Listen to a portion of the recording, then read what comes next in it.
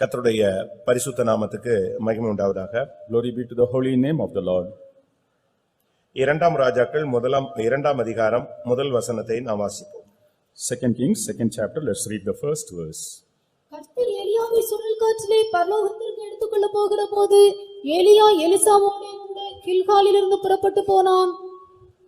And it came to pass when the Lord would take up Elijah into heaven by a whirlwind, that Elijah went with Elisha from Gilgal.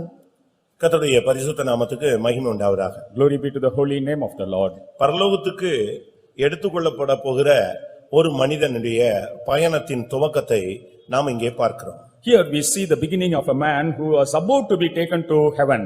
இரண்டு பேர் அந்த பயணத்திலே போகிறார்கள். ஒருவன் பரலோகத்துக்கு எடுத்துக்கொள்ளப்பட போகிறான், மற்றொருவன் அந்த அவன் விடுகிற ஊழியத்தை தொடரப் போகிறான். Two people are there in that journey. One is going to be caught up to the heaven, another one is going to follow his mission.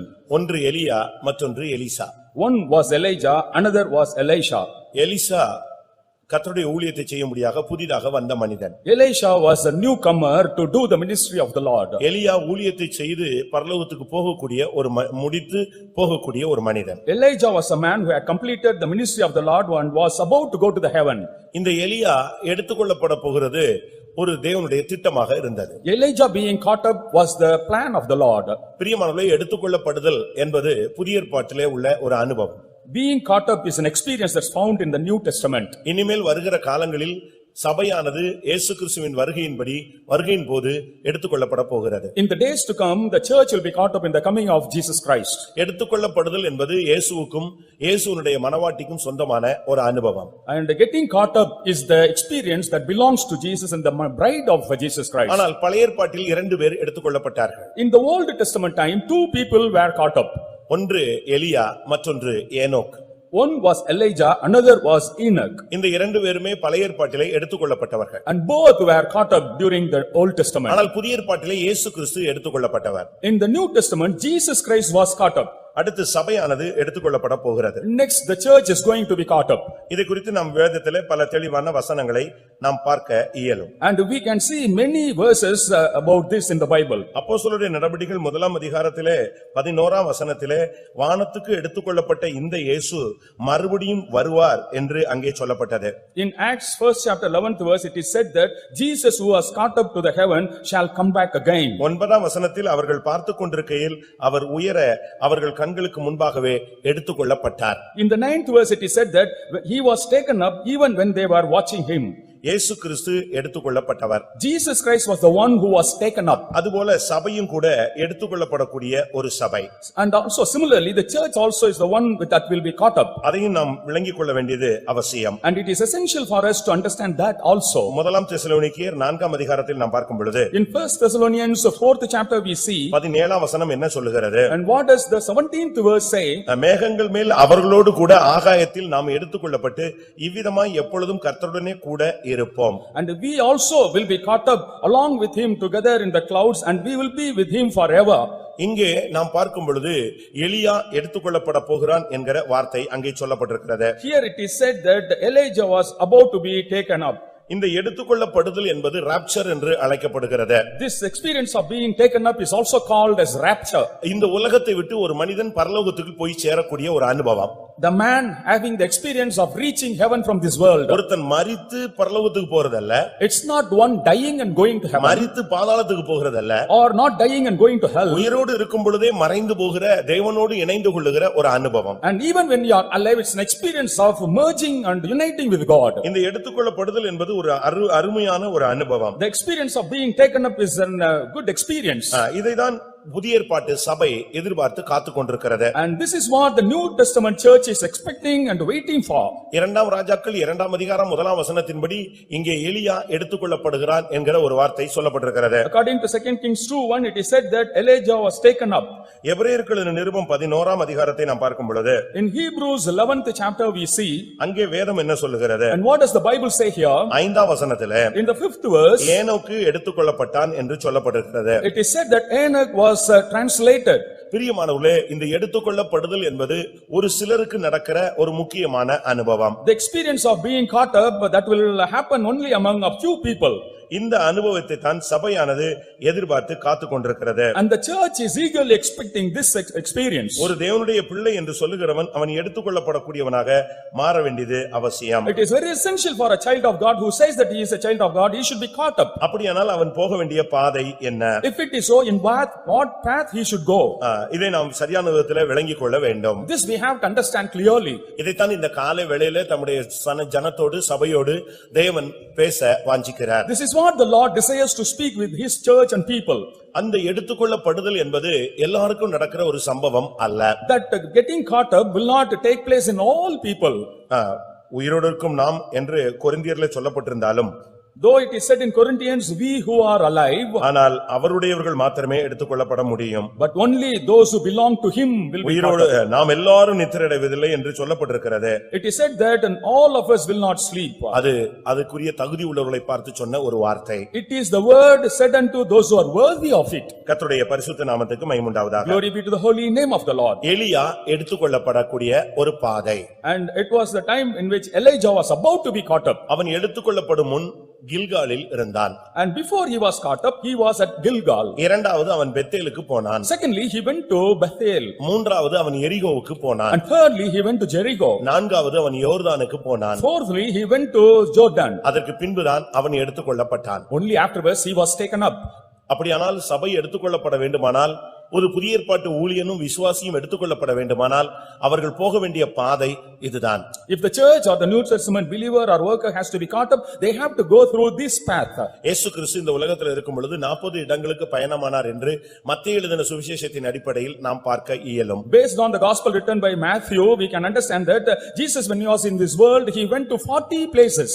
ஒரே இடத்துக்கு மறுபடி போனார். அதிலே பல சத்தியங்கள் அடங்கி இருக்கிறது. He went to one particular place again and again, and there are many truths hidden in that. நீங்கள் எலியாவின் வாழ்க்கையை பார்த்தால் அதற்கு முன்பாக ஒரு பெரிய சரித்திரமே இருக்கிறது. When we see the life of Elijah, before that there is a big history. ஆனால் அவைகள் அவனை பரலோகத்துக்கு எடுத்துக்கொள்ளவில்லை. But those things didn't take him up to the heaven. அவனுடைய பழைய வாழ்க்கையை நீங்கள் பார்த்தால், When you observe his old life, எழுப்புதலும் இருந்தது, வீழ்ச்சிகளும் இருந்தது. there were both revival and falls. அற்புதங்களும் இருந்தது, அவனுடைய அவநம்பிக்கைகளும் இருந்தது. There were also miracles and his unbelief. ஒரு விதத்துல தைரியசாலியா இருந்தான், இன்னொரு விதத்துல கோழையாக இருந்தான். On one side he was bold, on the other side he was a coward. ஒரு இடத்துல அக்னியை அவன் வானத்திலிருந்து நேரடியாக இறக்கினான். On one occasion he brought down fire straight from the heaven. ஒரு இடத்துல பயந்து போய் தன்னுடைய வேலைக்காரனை விட்டு ஓடிவிட்டான். On one occasion he feared and left and ran away from the servant. ஒரு கட்டத்துல அவன் வானத்தை அடைத்தான், வானத்தை திறந்தான். On one occasion he shut the heavens, and another occasion he ஒரு opened it. கட்டம் வரும் பொழுது நான் செத்து போனால் நலமா இருக்கும் என்று சாவை வாஞ்சித்தான். On one occasion he desired, saying that he wanted to die. பிரியமானவர்களே, கிறிஸ்தவ வாழ்க்கையிலே ஏற்றத்தாழ்வுகள் சகஜமானது. In the Christian life, ups and downs are common. இந்த விசுவாச பாதை என்பது ஒரு வித்தியாசமானது. The spiritual, the faith life is a different life. மனித அறிவுக்கு நமக்கு எட்டாத ஒரு அனுபவம். And it is beyond the comprehension of human mind. ஆனால் கர்த்தரை நீங்கள் முழுமையாக பற்றிக்கொண்டால் இந்த பாதை உங்களுக்கு சுலபமாக அமையும். But if you hold on to the Lord steadfastly, this path will be easy to you. கர்த்தர் அவனுடைய வீழ்ச்சியையும் பார்க்கவில்லை, எழுப்புதலையும் பார்க்கவில்லை. The Lord neither saw his fall nor his revival. அவன் செத்து போக வேண்டும் என்று விரும்பின பொழுது அவனை சாவதற்கும் தேவன் அனுமதிக்கவும் இல்லை. When he desired to die, the Lord didn't permit that also. ஊழியம் வேண்டாம் என்று சொல்லி அவன் ஒதுங்கின பொழுதும் ஊழியத்தை அவனை விடாமல் தேவன் மறுபடியும் செய்ய வைத்தார். When he avoided the ministry, the Lord forced him to do the ministry continually. இவைகளிலிருந்து என்ன விளங்கிக் கொள்கிறோம்? From these things what do we understand? தேவன் ஒரு நோக்கத்தை ஒரு மனிதனிலே கொண்டால் அதை நிறைவேற்ற அவர் எவ்வளவும் இறங்கி வருவார். If the Lord has an intention about any man to fulfill that, he will descend to do that. ஒருவேளை நீங்கள் தேவனுடைய திட்டத்தின்படி நீங்கள் ஜீவிக்காமல் பாதை மாறி போய் இருக்கலாம். You might have gone away from the Lord, not doing according to the plan of the Lord. ஆனால் இன்றைக்கு பரலோகத்துக்கு போகிற வழிகளை நீங்கள் புரிந்து கொள்ளத்தான் வேண்டும். But today you have to understand the ways to go to the heaven. நாட்கள் கொஞ்சமாக இருக்கிறது. As the time is short, காலம் குறுகி கொண்டிருக்கிறது. and the days are short. நாம் ரட்சிக்கப்பட்ட காலங்களை விட இப்பொழுது இருக்கிற காலம் மிகவும் கொடிது, குறுகியது. And before we were saved, and now the time is very short. முதலாவது இவன் கில்காலிலிருந்து புறப்படுகிறான். And first of all he left Gilgal. ஒரு ஊழியக்காரனுடைய பாதையையும் இல்லாவிட்டால் பரலோகத்துக்கு போகக்கூடிய பாதை என்று நாம் இரண்டு விதங்களிலே நாம் இதை எடுத்துக்கொள்ள இயலும். We can consider this as the path of the worker of God and as the path that goes to heaven. ஒன்று ஊழியக்காரர்கள் சீயோனுக்கு போக இந்த பாதையிலே போகிறார்கள். On one side, the one path, the workers go to Zion in this path. விசுவாசிகள் எருசலேமுக்கு போக இந்த பாதையிலே போகிறார்கள். And the believers heading to Jerusalem, they go in this path. நாம் பரலோகத்திலே ஏதோ ஒரு மூலையில போகிற ஜனங்கள் அல்ல. We are not the people going to one corner in the kingdom of God. நாம் பரலோகத்திலே இயேசுவோடு இருக்கிற அந்த மேன்மையான அனுபவத்துக்கு போகக்கூடிய ஜனங்கள். And we are the people going to that heavenly experience of being with Jesus. அப்ப பரலோகத்துக்கு போறவங்க எல்லாம் இயேசுவோடு இருக்க மாட்டாங்களா? If it is so, those who go to the kingdom of God, won't they be with Jesus? அங்கேயும் அந்த வெளிச்சத்தில் இருக்கிற ஜனங்கள் இருக்கிறார்கள், வெளிச்சம் கொடுக்கக்கூடிய ஜனங்களும் இருக்கிறார்கள். There are people, those who will be found in the light and those who spread the light. நம்ம தமிழ்நாட்டுல தான் இருக்கிறோம். We are in Tamil Nadu. ஆனா கேபிட்டல் சென்னையில இருக்கிறது. But our capital is in Chennai. அதுபோல Similarly, பரலோகத்திலே இயேசுவோடு இருக்கிற ஒரு அனுபவம் இருக்கிறது. ரட்சிக்கப்படுகிற ஜனங்கள் அந்த மகிமையின் வெளிச்சத்தில் இருக்கிற ஒரு கூட்டமும் இருக்கிறார்கள். There is an experience of being with Jesus and also there is an experience of people found in the light of that. இதைத்தான் புதிய பூமி புதிய வானம் என்று நாம் பேசுகிறோம். These places we call as the new earth and new heaven. ஆனால் சபை போகிற இடம் புதிய எருசலேம். But the place where the church goes is New Jerusalem. ஊழியர்கள் போகிறது அதன் தலைநகரமாகிய சீயோன். But the workers go to the capital, that is Zion. அதை நாம் விளங்கிக் கொள்ள வேண்டியது அவசியம். And it is essential for us to understand. முதலாவது இந்த பாதையில் வந்த பின்பு நம்முடைய இலக்கு பரலோகம். Having come in this path, our destination and target is the heaven. ஒரு வீடோ ஒரு காரோ ஒரு சொத்தோ ஒரு கல்யாணமோ இது நம்முடைய இலக்கு அல்ல. A house or a property or a car, nothing. That is not our destination. முதலாவது தேவனுடைய ராஜ்யத்தை தேடுங்கள், இவைகள் எல்லாம் உங்களுக்கு கூட கொடுக்கப்படும். First of all, seek ye the kingdom of God, all these things will be added unto you. அதனால்தான் வேதம் சொல்லுகிறது, இம்மைக்காக ஒருவன் கிறிஸ்துவை பின்பற்றுவானானால் அவன் பரிதபிக்கப்படத்தக்கவன் என்று சொல்லுகிறது. That's why the Bible says, if anyone follows Christ for the worldly things, he will be in a miserable state. இந்த உலகத்தில் உனக்கு என்ன தேவையோ அதை பரமபிதா அறிந்திருக்கிறார். அதை ஏற்ற வேளையில் உனக்கு தர அவர் உண்மையுள்ளவராய் இருக்கிறார். The heavenly Father knows your physical needs and he is faithful to give that at the right time. அதை நீங்கள் விசுவாசிக்க வேண்டும். And that we have to believe. அவரை தேடுகிறவர்கள் முதலாவது அவர் உண்டு என்று விசுவாசிக்க வேண்டும். And those who choose him, they should believe that he is. அப்படி தம்மை தேடுகிறவர்களுக்கு அவர் பலனளிக்கிறவர் என்றும் நீங்கள் விசுவாசிக்க வேண்டும். And also we should believe that he will give the efforts and rewards to those who seek him. அப்படி நீங்கள் பரலோகத்துக்காக உங்களுடைய இலக்கை, உங்களுடைய கண்களை, உங்களுடைய சிந்தையை திருப்பும் பொழுது, when you fix your mind and your eyes at the destination of the heaven, முதலாவது நாம் வர வேண்டிய இடம் Gilgal. the place where we have to come first is Gilgal. இதுதான் மிகவும் முக்கியமான ஒரு தொடக்க இடம். And Gilgal is a very important starting place. ஒருவேளை நீங்கள் பெந்தேகோஸ்துல பிறந்திருக்கலாம், You would have been born in Pentecost, இல்லாவிட்டால் புதிதாக நீங்கள் வந்திருக்கலாம். or you may be a newcomer. இதுக்கு முன்னால எப்படி இருந்தீங்களோ அதை பத்தி பிரச்சனை கிடையாது. And before this, however, it's not a matter. ஆனால் முதலாவது கில்காலின் அனுபவம் பரலோகத்துக்கு போகிற ஒரு ஊழியனுக்கும் ஒரு விசுவாசிக்கும் தேவை. But the experience of Gilgal should be found in both a worker and a believer. Gilgal என்று சொன்னால் வட்டம் என்று அர்த்தம். Gilgal means a circle. வட்டம் என்றால் அதனுடைய சரியான விளக்கம் என்னன்னா, முதலாவது இந்த பாதையில வந்த பிறகு உங்களை குறித்த தேவ சித்தம் என்னங்கறத விளங்கணும். The right definition is, once you come into this path, you should understand what is the will of God about you. இந்த சர்ச்சில் நம்ம ஒரு மெம்பரா கொண்டு வந்திருக்கிறாரா, இல்லாவிட்டா ஒரு ஸ்கஃபோல்டிங்கா வச்சிருக்கிறாரா, இல்லாவிட்டா இந்த சபையில ஒரு தூணாய் நம்ம வைத்திருக்கிறாரா, Whether he is kept as a member or as a support or as a pillar in the church. நீங்க விளங்கிக் கொள்ள வேண்டியது அவசியம். It is essential for you to understand that. இந்த சர்ச்சுக்கு நம்ம வந்திருக்கிறோம்னா நாம பரலோகத்துக்கு போகணும், அதுதான் நமக்கு முக்கியம். We have come into this church means we should go to the heaven, that's important. முதலாவது வாலிபர்களோ வயோதிபர்களோ தேவ சித்தம் என்னங்கறத முதலாவது அனலைஸ் பண்ணுங்க. Whether young or old, first of all you analyze what is the will of God. தயவு செய்து விவாகமாகாத சகோதர சகோதரிகள் யாராவது இருந்தா விவாகத்துக்கு முன்பாகவே நீங்கள் உங்களை குறித்த தேவனுடைய திட்டம் என்ன என்பதை தேவனிடத்தில் கேட்டு விளங்கிக் கொள்ளுங்கள். Unmarried brothers and sisters, if you are here, first of all you understand the will of God from him and then you follow that. அவசரப்பட்டு நீங்கள் வாழ்க்கையில அடுத்த பகுதிக்கு கல்யாணம் என்ற பகுதிக்கு நீங்கள் கால் எடுத்து வைக்க வேண்டாம். Hastily do not step into the next part, that is the marriage. வைப்பது பாவம் என்று நான் சொல்லவில்லை. I don't say that taking that step is அது sin. தேவனுடைய திட்டமானால் அதிலே கால் வையுங்கள். If it is the plan of the Lord, you take that step. உங்களுக்கு ஊழியத்தின் அழைப்பு இருக்கும் பொழுது நீங்கள் மற்றொரு பகுதியில் நீங்கள் கால் எடுத்து வைக்கும் பொழுது உங்களால உங்களுக்கும் பிரச்சனை, கட்டின பையனுக்கும் பொண்ணுக்கும் பிரச்சனை, அந்த ரெண்டு குடும்பங்களுக்கும் பல பிரச்சனைகள் வரும். ஃபியூச்சர் ஒரு கொஸ்டினாக நிற்கும். When you have a calling for the ministry of the Lord, there will be problems if you get married and your future will be a question. நான் சென்னையில இருக்கும் பொழுது ஒரு பிள்ளைக்கு விவாகமானது. When I was in Chennai, sister got married அவ CSIல தான் கல்யாணம் பண்ணினாள். and she got married in the CSI. சிவகாசியில தான் கல்யாணம் நடந்தது. The marriage was solemnized at நான் ஒரு சுத்தி கடைசில நானும் சிவகாசி வந்து சேர்ந்தேன். I too came to Sivagasi then. வந்த பொழுது என்ன நடந்தது? Then what happened? அவளுக்கு வாழ்க்கையில பயங்கர பிரச்சனை வந்தது. She faced a lot of troubles in her family. கடைசில டைவர்ஸ் ஆகிறது மாதிரி கோர்ட்ல கேஸ் ஆகிவிட்டது. And finally there was a suit for divorce. ஒரு நாள் குழந்தையோடு வந்து அழுதாள். And she came with a child and wept. ஒருவேளை எனக்கு ஊழியத்துக்கு அழைப்பு இருந்திருக்குமோ, நான் அதை விளங்கிக் கொள்ளாம விட்டுட்டனோ. நான் சொன்னேன், இது வந்து கண்ணு கெட்ட பிறகு இல்ல, கண்ணு குருடானதுல, கண்ணை புடுங்கின பிறகு நீ என்ன செய்யற யோசிச்சு பாக்குற ஒரு அனுபவம் சொன்னேன். And I said it is a very late realization. நீங்கள் அதை விளங்கிக் கொள்ள வேண்டியது அவசியம். And you have to understand this. நீங்க முதலாவது நான் பயப்படுத்துறேன்னு யாரும் நினைச்சிடாதீங்க. Don't think that I threaten you. நான் உங்களை பயப்படுறேன், கல்யாணம் கட்ட விடாம நிப்பாட்டுறேன் அப்படிலாம் நினைக்காதீங்க. நீங்க கல்யாணத்துக்கு ரெடியா வாங்க, எல்லாம் செட் ஆனா நாங்கள் பண்ணி வைக்கிறோம். And if you come ready, we will solemnize your marriage. ஒரு பையன் ஊழியத்துக்கு வரணும்னு இதே மதுரையில வந்து உட்கார்ந்திருந்தான். A boy was sitting here waiting to come for the ministry. 2 நாள்ல எஸ்கேப் ஆகி ஓடியே போயிட்டான். In 2 days he escaped and fled.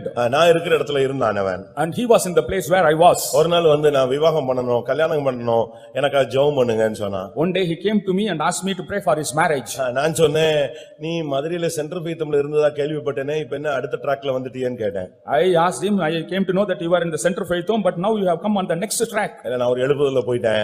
In a revival I went there. அப்படின்னு சொல்லிட்டு அவன் பெண் பார்க்கிறதுக்கு ரெடி ஆயிட்டான். And he was ready to see brides. அப்ப நான் சொன்னேன், Then I told him, ஒரு பிரைசிங் நடக்கிற டைம் அது. and here a praising is going டான் on. பிரைசிங் டைம் அது. It was the dawn praising. போ. You go there. கர்த்தர் உன்கிட்ட என்ன பேசுறாரோ அதை வந்து சொல்லுன்னு. You come and tell me what the Lord says unto you. அவனுக்கு எப்படி பேசினாருன்னு எனக்கு தெரியாது. I didn't know how he talked. அவன் வந்து ஒரு அருமையான வசனம் சொன்னான், மனைவியை கண்டடைகிறவன் ஜீவனை கண்டடைகிறான்னு கர்த்தர் பேசினாருன்னா. He said that he that founded the wife founded life. நான் எதுக்கு சொல்றேன்னா, கல்யாணத்துக்கும் கர்த்தர் வசனம் பேசுறாருன்னு சொல்றேன். Even for marriage, the Lord speaks to people. Right, okay, நானே முடிச்சு வச்சிட்டேன் கல்யாணத்தை. ஏன்னா இதுக்கு பிறகு அவனுக்கு வசனம் தேவையில்லையே. I myself solemnized the marriage and he doesn't need any other verse. அவனுடைய கண்கள் எருசலேமுக்கு போன பிறகு இனிமே கண்ணை புடுங்கி சீயோன்ல தூக்கி வைக்க முடியாது. When his eyes have gone to Jerusalem, that cannot be cast on Zion again. கல்யாணம் கட்டி நல்லா தான் குழந்தையோட இருக்கிறான், தப்பு இல்ல. He is happily leading a life with children. உனக்கு ஒரு வெளிச்சம் கிடைக்கணும். And you need a light. ரெண்டுமே கிடைக்கலையா, அமைதியா கொஞ்சம் வெயிட் பண்ணு. If you don't receive both, you wait for a while. அதே மாதிரி அதுக்காக பிள்ளையாம்கிட்ட பேசின மாதிரி பேசுவாரு, நீ திருப்பி இன்னொரு ட்ரிப்னு கெஞ்சிக்கிட்டே இருக்க கூடாது. But like Balaam, you should not be expecting him to speak again and again. பிள்ளையாம்கிட்ட கர்த்தர் பேசினார், நீ போகாதேன்னு சொன்னார். The Lord told Balaam not to go.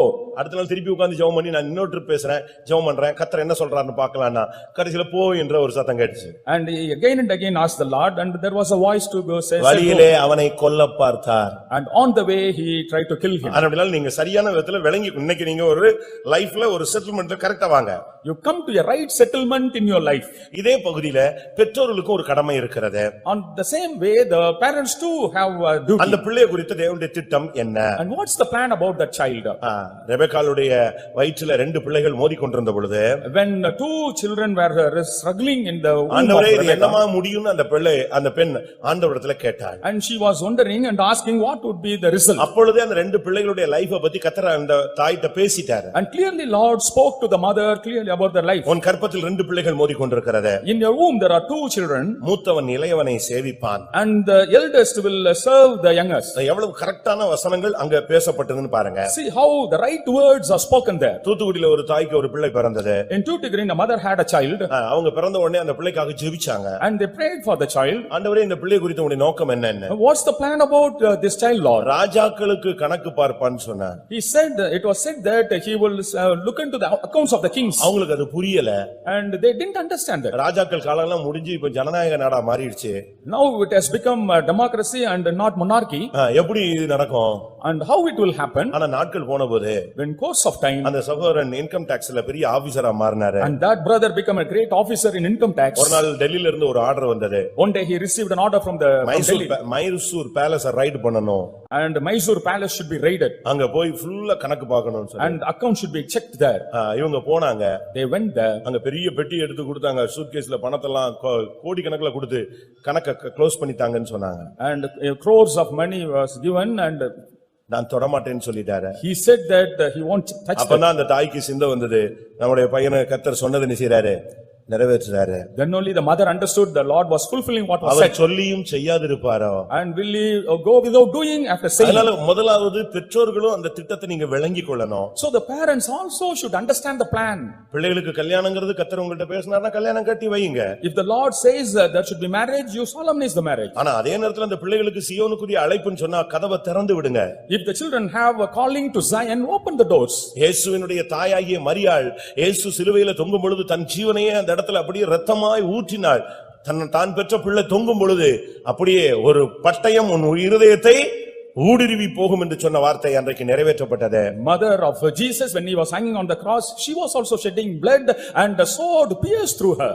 யோசிச்சு பாருங்க, அந்த வார்த்தை அன்றைக்கு நிறைவேற்றப்பட்டது. And that word was fulfilled in ஒரு her. பட்டயம் உன் இருதயத்தை ஊடுருவி போகும். The sword will pierce through your heart. இயேசு சிலுவையில தொங்கும் பொழுது அந்த தாய் அங்க நின்று கதறிக் கொண்டிருந்தாள். When Jesus was hanging on the cross, that mother was crying. அதுதான் சீயோனுக்கு மூலைக்கல்லாக மாறி போனது. And that became the cornerstone to Zion. அப்படிப்பட்ட தாய்களாக தகப்பன்மாராக நாம் மாற வேண்டியது அவசியம். It is very essential for us to become such mothers and முதலாவது fathers. கில்கால் தேவ சித்தத்தை விளங்கிக் கொள்வது. And the Gilgal is understanding the will of God. அதுதான் அது ஒரு சக்கரம், ஒரு வட்டம் அது. And that is a wheel or a circle. எசேக்கியேல் முதலாம் அதிகாரத்தில் சொல்லப்பட்டது போல ஜீவன்கள் எங்கே போனதோ அங்கெல்லாம் சக்கரங்களும் போய்க்கொண்டே இருந்தது. As said in Ezekiel first chapter, wherever those lives went, the wheels. ஆண்டவருடைய ஜீவன் எங்கெல்லாம் போதோ அங்கெல்லாம் இந்த தேவசித்தம் செய்கிறவன் போய்க்கொண்டே இருப்பான். Wherever the life of God goes, he that does the will of God also will go there. ஒருவேளை டைம் எடுத்தாலும் பரவாயில்ல, தேவசித்தத்தை நீங்கள் விளங்கிக் கொள்ளுங்கள். Even if it takes some time, it's not a matter, you understand the will of God. கூட ஒரு வாரம் இருந்து 2 வாரம் கழிச்சு கல்யாணம் கட்டுறதுல தப்பு இல்லையே. And it's not waiting for 2 more weeks and getting married. கர்த்தருடைய திட்டத்தை நீங்கள் விளங்கிக் கொள்ளுங்கள். And you have to understand the will and plan of the Lord. கர்த்தர் பேசுவார். And the Lord will speak. நீ தேவசித்தத்துக்காக காத்திருக்கும் பொழுது நன்மையும் பரிபூர்ணமான தேவசித்தம் இன்னதென்று பகுத்தறியத்தக்கதாக உங்கள் மனம் புதிதாகிறதுனாலே நீங்கள் மறுரூபம் ஆகுங்கள் என்று ரோமர் 12:1-2 சொல்லப்பட்டிருக்கிறது. In Romans 12:1 and 2 it is said that we will be transformed and knowing the will of God and we can discern that. முதலாவது தேவசித்தத்தை விளங்கிக் கொள்வது. First of all, understanding the will of God. தேவசித்தத்தை விளங்கிக் கொண்ட பிறகு முதலாவது நடக்க வேண்டிய எடுத்துக்கொள்ளப்பட வேண்டிய மனிதனுக்கு ஊழியனுக்கு நடக்க வேண்டிய சம்பவம் என்ன? And if you understand the will of God, the man to be caught up, what will happen in him? முதலாவது யோசுவா 5ஆம் அதிகாரம் 9ஆம் வசனத்தின்படி, according to Joshua 5:9, தேவ சித்தத்தை விளங்கிக் கொண்ட பின்பு உன் மேல இருக்கிற பழைய நிந்தைகள் மாற்றப்பட வேண்டும். when you accept the will of God, the reproaches, the old reproaches on you should be removed. அதைத்தான் வேதம் சுட்டிக்காட்டுகிறது. And that's what the Bible points out. அந்த நிந்தை புரட்டப்பட்டபடினால் அந்த இடத்துக்கு கில்கால் என்று பெயரிடப்பட்டது. As the reproach was rolled away, that place was called Gilgal. நீங்க நினைக்கலாம் ஊழியத்துக்கு வரணும்னா ஒரு பெரிய செயின்ட் ஆயிட்டு தான் ஊழியத்துக்கு வரணும்னு. You may think that only after becoming a big saint you have to come for the ministry. அப்படி அல்ல. It's not so. பவுல் சொல்கிறார், பாவிகளில் பிரதான பாவியாகிய நான் சொல்கிறார். Saint Paul says, I am the chief of the sinners. எனக்கு தெரியும். I know. இதே வைகை ஆற்று பாலத்துக்கு கீழே போதை அடிச்சு படுத்திருந்த பையன் இன்னைக்கு நம்ம ஊழியத்துல இருக்கான், தெரியுமா? And a boy who was under this bridge intoxicated, now he is in the ministry today. இந்த பாலத்துக்கு கீழே படுத்து கிடந்தவன், and he was lying beneath this bridge. கர்த்தர் அவனை தொட்டு அவனை சீயோனா மாற்றி இருக்கிறார். The Lord had touched him and made him Zion. உலக தோற்றத்துக்கு முன்னே கிறிஸ்துவுக்குள் நம்மை தெரிந்து கொண்டவர், அதை சரியாய் நிறைவேற்றுகிறவர். He that had found us and chosen us before the foundation of the world will do that properly. இந்த தேவ சித்தத்தை விளங்கின பிறகு நமக்குள்ள நடக்க வேண்டிய முக்கியமான அனுபவம், அந்த பழைய பெயர்கள் பழைய கெட்ட தன்மைகள் நம்மை விட்டு மாறணும். அதுதான் விசுவாச பயணத்தின் பரலோக பயணத்தின் துவக்கம். Having understood the will of God, the old nature and things should change, and that's the beginning of the spiritual faith life. அது வரைக்கும் நமக்கு வந்து பல கெட்ட பெயர்கள் இருக்கும். And till then there will be many plans. ஏனென்றால் நம்முடைய பழைய மனுஷனை வச்சு நமக்கு பல டைட்டில்ஸ் இருக்கும். And based on the old man we may have many titles. நம்ம விபச்சாரக்காரன் சொல்லுவாங்க, மோசமான பொம்பளைன்னு சொல்லுவாங்க, அப்ப மோசமான ஆளும்பாங்க. என்னெல்லாமோ நமக்கு பழைய கேரக்டரை வச்சு நமக்கு ஒரு சில பெயர்கள் இருக்கு. Based on our old character we have names like the adulterer and other names. இஸ்ரவேல் ஜனங்களுக்கு என்ன பெயர் இருந்துச்சு? What name the Israelites had? நாடோடிகள் என்ற பெயர் இருந்தது. And they were the vagabonds. எபிரேயர்கள் என்ற பெயர் இருந்தது. எபிரேயர். And the Hebrews. அடிமைகள் என்ற பெயர் இருந்தது. And the name slaves. செங்கல் சுமக்கிறவங்கன்னு பெயர் இருந்தது. And those who carry the bricks. இப்படிலாம் பல பெயர்கள் இருந்துச்சு. இந்த அடிமைத்தனத்தினுடைய அந்த நிந்தைகள் எல்லாம் புரட்டப்பட்டு சொந்த இடத்துல கால் வச்சாங்க பாத்தீங்களா, கானானுக்கு அப்புறம் அதுக்கு தான் கில்கால்.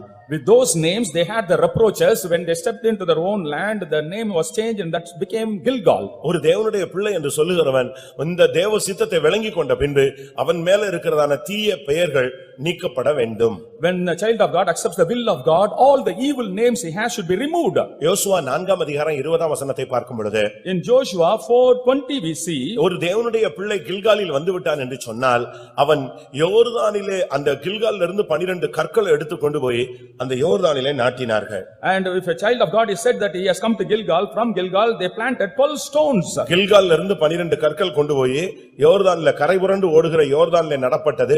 அது இந்நாள் வரைக்கும் அந்த கரைபுரண்டு ஓடுகிற யோர்தானின் மத்தியிலே நிற்கிறது. The stones were taken, 12 stones were taken from Gilgal and planted in Jordan, and still they are found. அப்படினா என்ன அர்த்தம்? And what's the meaning of ஒரு it? தேவனுடைய பிள்ளை தேவனுடைய திட்டத்தை புரிந்த பின்பு சாகும் வரை இந்த அனுபவத்திலே அப்படியே நிற்க வேண்டும். A child of God having understood the plan and will of the Lord till the death he should be steadfast in this experience. நாம் ஸ்டாண்ட் பண்ணி காட்டணும். We should prove and stand. உன்னுடைய அஸ்திவாரம் கரெக்ட்டா இருக்கணும். Your foundation should be correct. கன்மலையை தோண்டி நீ அஸ்திவாரம் போட வேண்டும். Digging the rock you have to lay the foundation. நீங்க பாருங்க கரைபுரண்டு ஓடுகிற யோர்தான்ல ஒரு கல் எப்படி நிக்க முடியும்? How can the stone stand in the flooding Jordan? ஆனா கில்கால்ல இருந்து எடுத்து வரப்பட்ட 12 கற்களும் இந்நாள் வரை நிற்கிறது என்று வேதம் சுட்டிக்காட்டுகிறது. The Bible points out that all the 12 stones taken from Gilgal are still found in Jordan. யோசுவா 4 அதிகாரம் 20 வசனத்தை நாம் பார்க்கும் பொழுது அதை விளங்கிக் கொள்ள முடியும். From Joshua 4:20 we can understand that. இது எதை காண்பிக்கிறது? And what does it show? எப்பொழுது தேவ சித்தத்தை நீ விளங்கிக் கொண்டாயோ அதற்கு பின்பு சாகு வரைக்கும் நீ ஸ்டாண்ட் பண்ணி காட்டணும். And when you have understood the will of God till your death you should stand and prove it.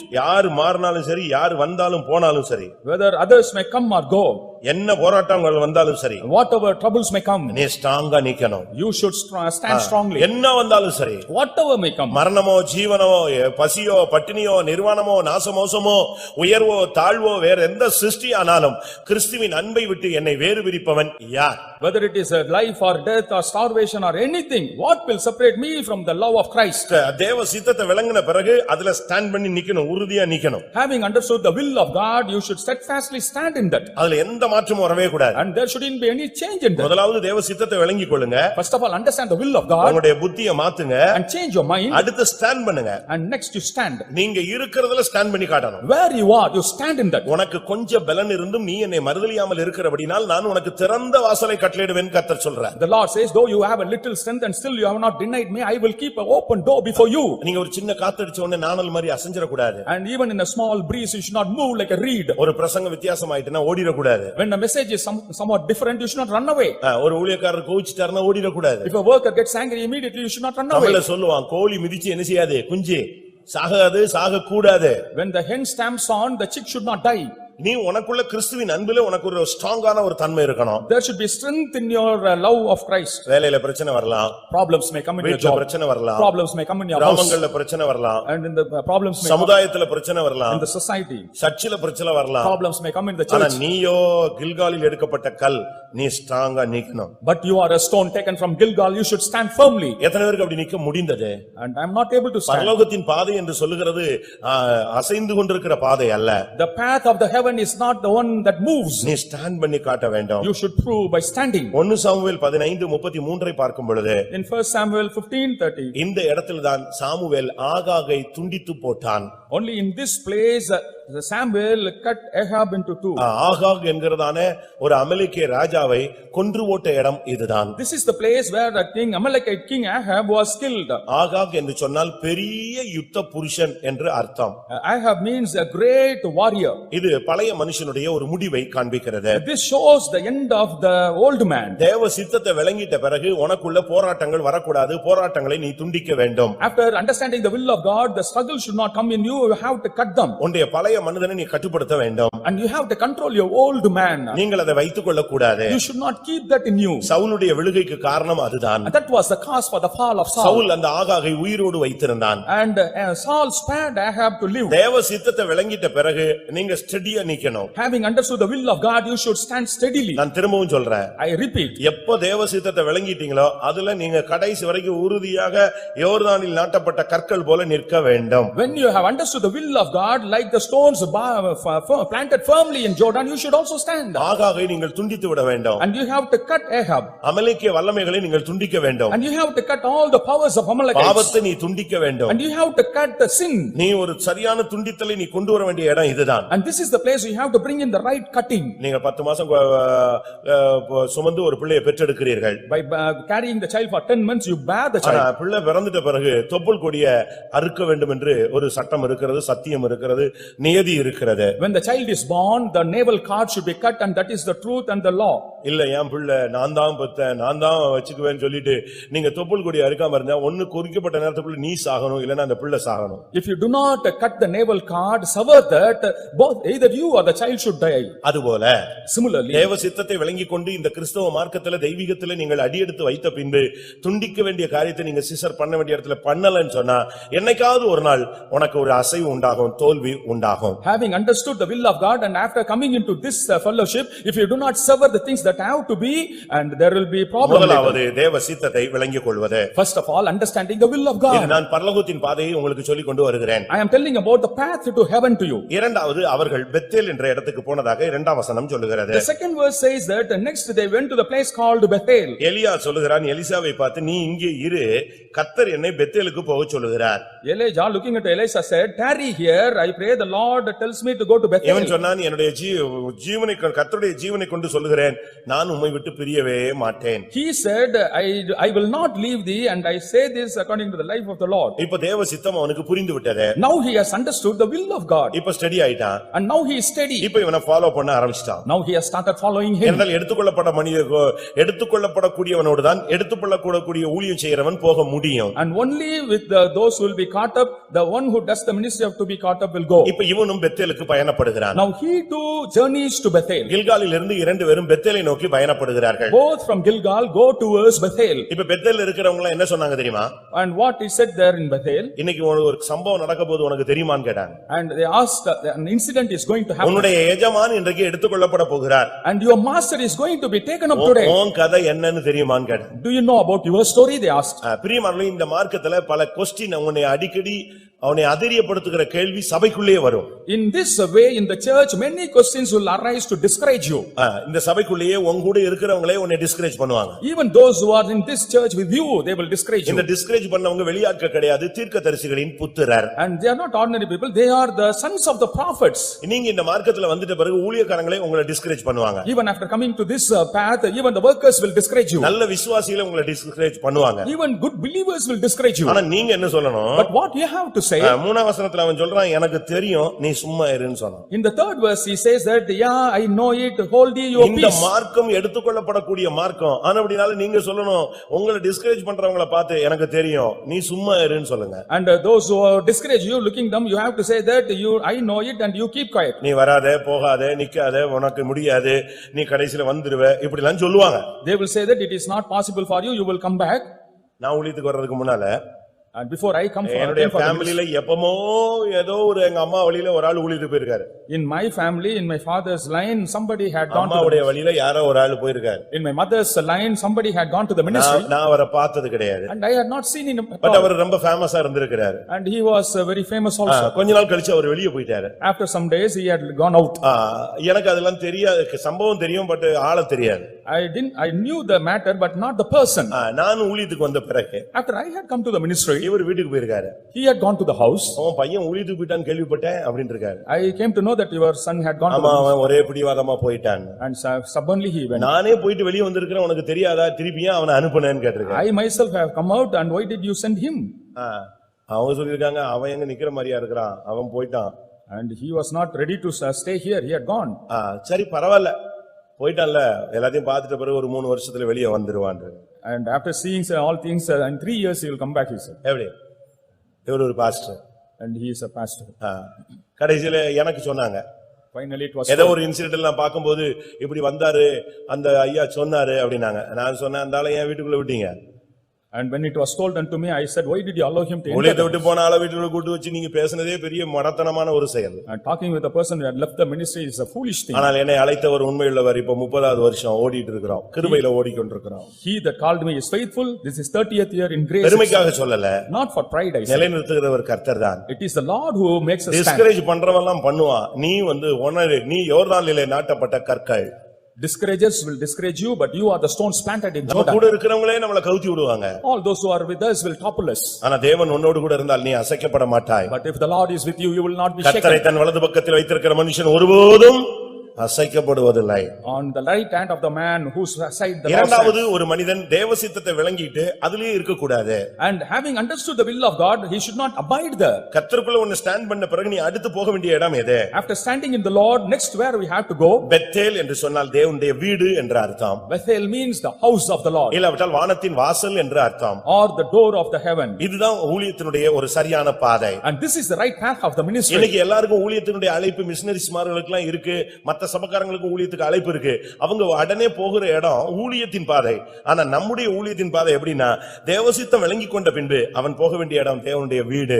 And the other workers, other people also do the ministry, but when we understand the will of God, we have to go to the house of God. Pavul இந்த ஊழியத்துக்கு வந்தபோது, When Paul came for the ministry, அபிஷேகம் பெற்ற உடனே அடுத்த நாளே அரபி தேசத்துல ஊழியத்தை தொடங்கிட்டான். immediately receiving the anointing, next day he started the ministry. ஊழியத்தின் அழைப்பே அவருக்கு கிடையாது. He didn't have the calling for ஒரு ministry. எமோஷன்ல உடனே ஊழியத்தை தொடங்கியாச்சு. Emotionally started the ministry. 3 வருஷம் நான் அரபி தேசத்துக்கு போனேன் என்று அவன் சொல்லுகிறான். He said that for 3 years I was in Arabia, மாம்சத்தோடு இரத்தத்தோடு நான் ஆலோசனை பண்ணவில்லை. not counseling with flesh and blood. அடுத்து அவன் சொல்லுகிற வார்த்தை என்ன? Next word he says, எனக்கு முன்னே அப்போஸ்தலரா இருந்தவர்களும் நான் ஆலோசனை பண்ணவில்லை. and I didn't counsel with those who were apostles before me. கலாத்தியர் 1ஆம் அதிகாரத்திலே நாம் இந்த வார்த்தையை பார்க்கலாம். In Galatians 1st chapter we can see this verse. கலாத்தியர் 1ஆம் அதிகாரம் 16, 17, 18 நீங்கள் பார்க்கும் பொழுது 3 வருஷம் சென்ற பின்பு நான் அப்போஸ்தலரிடத்தில் போய் சேர்ந்தேன். And in Galatians 1st chapter 16, 17, 18, after 3 years I went to தேவ the apostles. சித்தம் தெரிஞ்ச பிறகு நீ போக வேண்டிய இடம் தேவனுடைய வீடு. Having understood the will of God, the place where you have to go is the house of God. வானத்தின் வாசலுக்கு தான் நீ போணுமே தவிர ஊர் ஊரா தெரிஞ்சு நீ ஊழியம் செய்ய வேண்டிய அவசியம் கிடையாது. You have to go to the doors of heaven and not moving around loitering in the city. தேவ சித்தத்தை விளங்கிட்ட பிறகு நீங்க உடனே தேவனுடைய வீட்டுக்கு போங்க. Having understood the will of God, go straight to the house of God. ஆதியாகமம் 28ஆம் அதிகாரம் 11, 12 வசனங்களிலே பார்க்கும் பொழுது இந்த பெத்தேல் அந்த இடத்துக்கு போன போதுதான் அவனுக்கு தரிசனங்கள் கிடைத்தது. In Genesis 28, 11 and 12, only going to Bethel he had visions. தேவனுடைய சித்தம் அவனுக்கு அங்க வெளிப்பட்டது. And the will of God was revealed to him. அங்கேதான் அவனுக்கு தரிசனங்கள் வாக்குத்தத்தங்கள் எல்லாம் கிடைத்ததாக நாம் பார்க்கிறோம். Here only he had visions and promises. நீங்கள் தேவனுடைய வீட்டுக்கு போகும் பொழுதுதான் உங்களுக்கு தேவன் வாக்குத்தத்தங்களை கொடுப்பார். Only when you go to the house of God, the Lord will give you promises. அதுதான் நம்முடைய ஊழியத்தினுடைய பகுதி.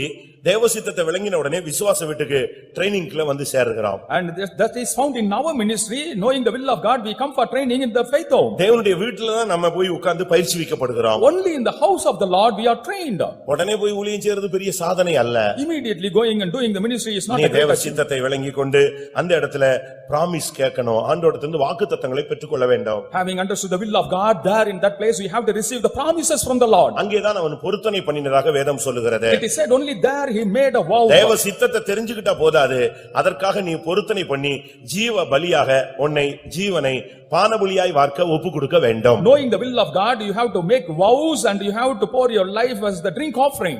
கவனிங்க, நீங்க எல்லாமே ஒரே கான்சென்ட்ரேஷன்லயே இருங்க. திருப்பி நீங்க பாதையை விட்டுட்டு நீங்க பரலோகத்துல இருந்து எங்கிட்டாவது வேற ஒரு ட்ராக்ல தான் போவீங்க.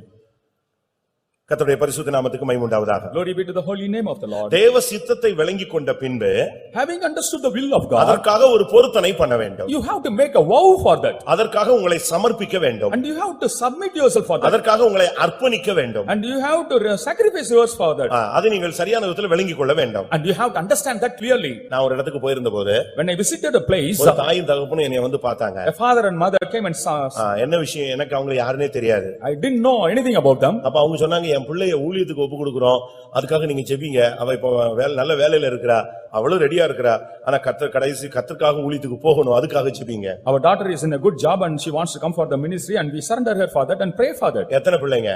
How many children? ஒரே ஒரு பிள்ளை. Only one daughter. எப்படி இருக்கும்?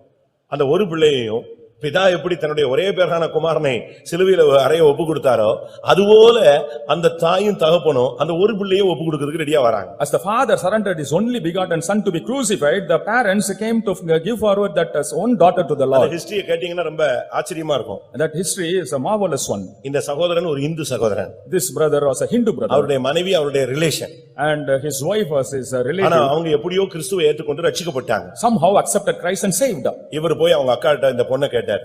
And he went to the elder sister and asked for the எனக்கு இந்த பொண்ணை கட்டி கொடுங்க. and will you give this your daughter in marriage to me? எதுக்காக?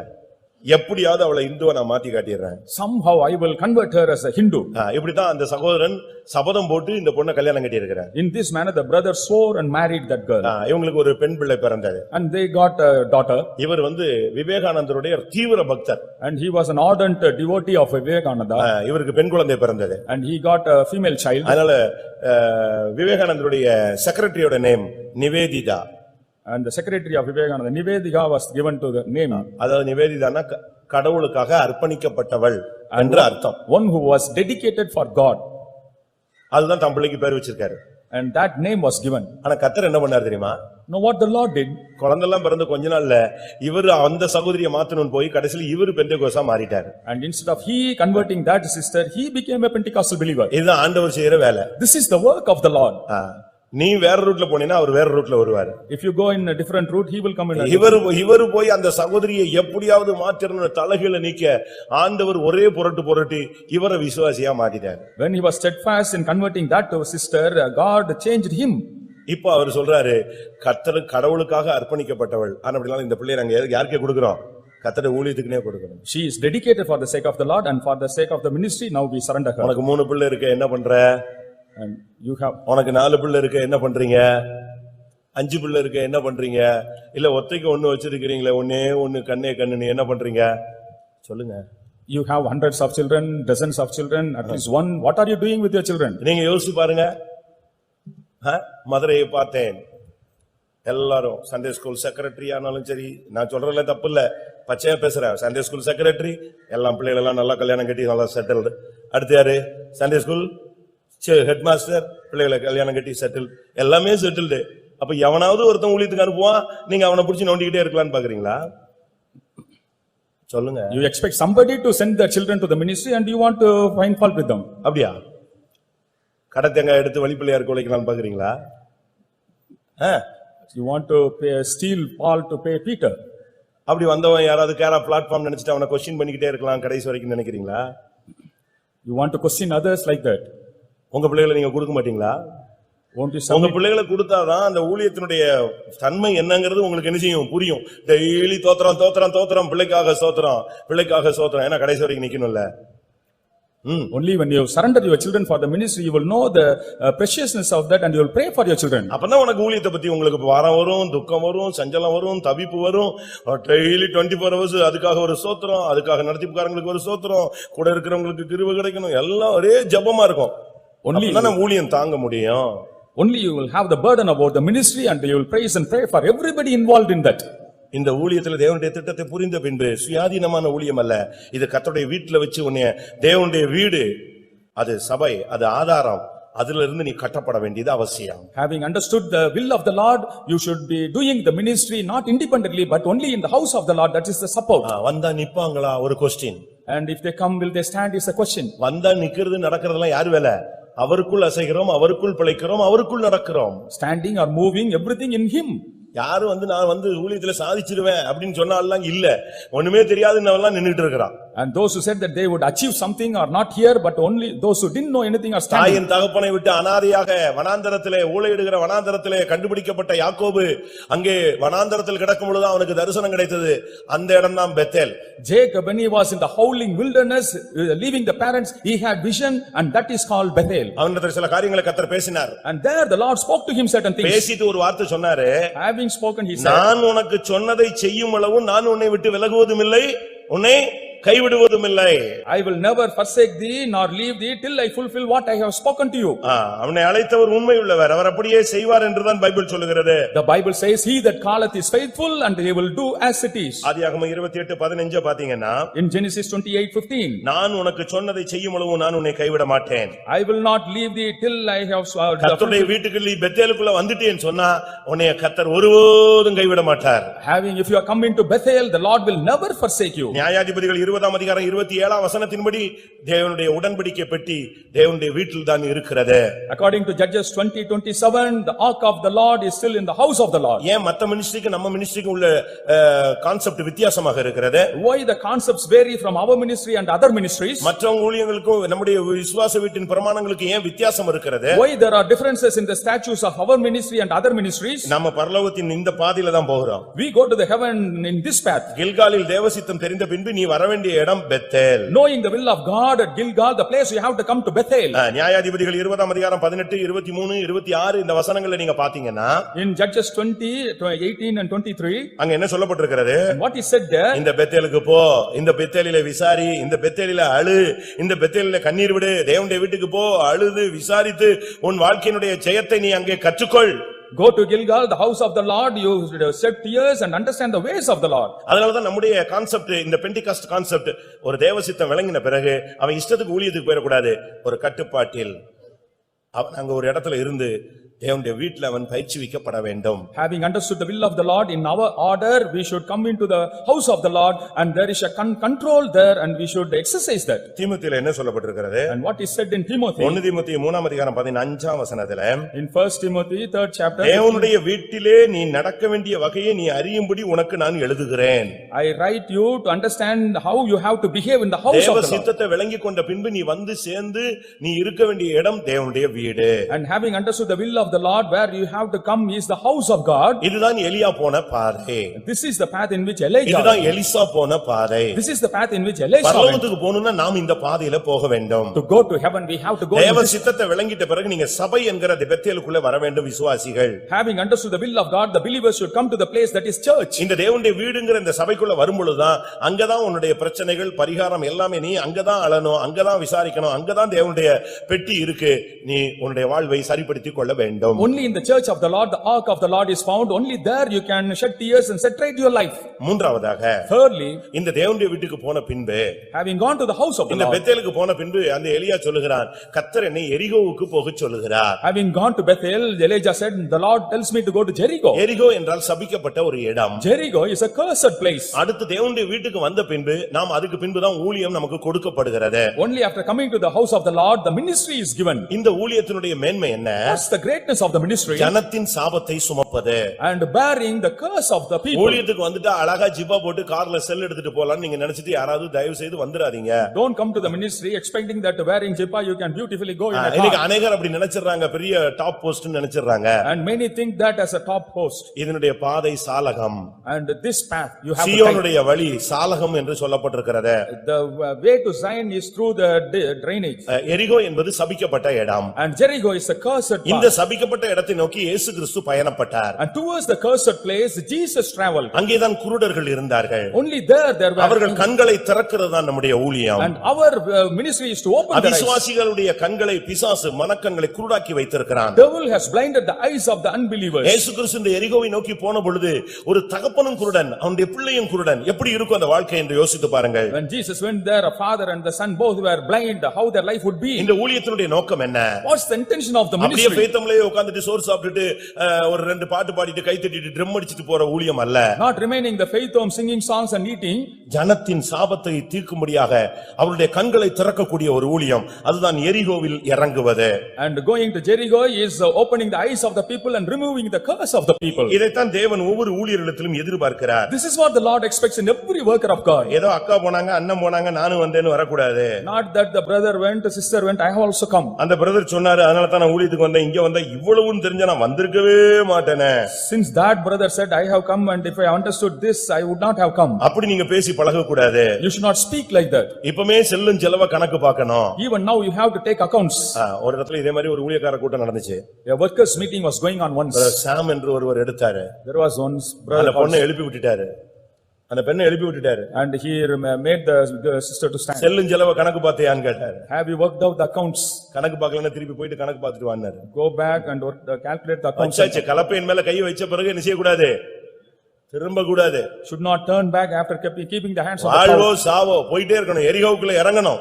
Whether death or life, you have to go into Jericho. இந்த ஊழியம் பெத்தேலுக்கு வந்துட்ட பிறகு அப்படியே டாப்ல ஏறதில்ல, எரிகோவுக்கு போனோம், சாபமான ஒரு பகுதியில போக வேண்டிய ஒரு ஊழியம். From Bethel not going up, but they have to go to the place of curse, Jericho. வாசிங்க, அப்படி ஒரு வசனம் எடுக்க முடிஞ்சதா உங்களுக்கு? அவர் எரிகோவுக்கு போன பொழுது குருடர்கள் அவரை சந்தித்தார்கள். ஏனென்றால் எரிகோ ஒரு பெரிய நெருக்கமான ஒரு பாதை உள்ள இடம். Jericho is a place of narrow path. Mark 10:46. பின்பு அவர்கள் எரிகோவுக்கு வந்தார்கள்.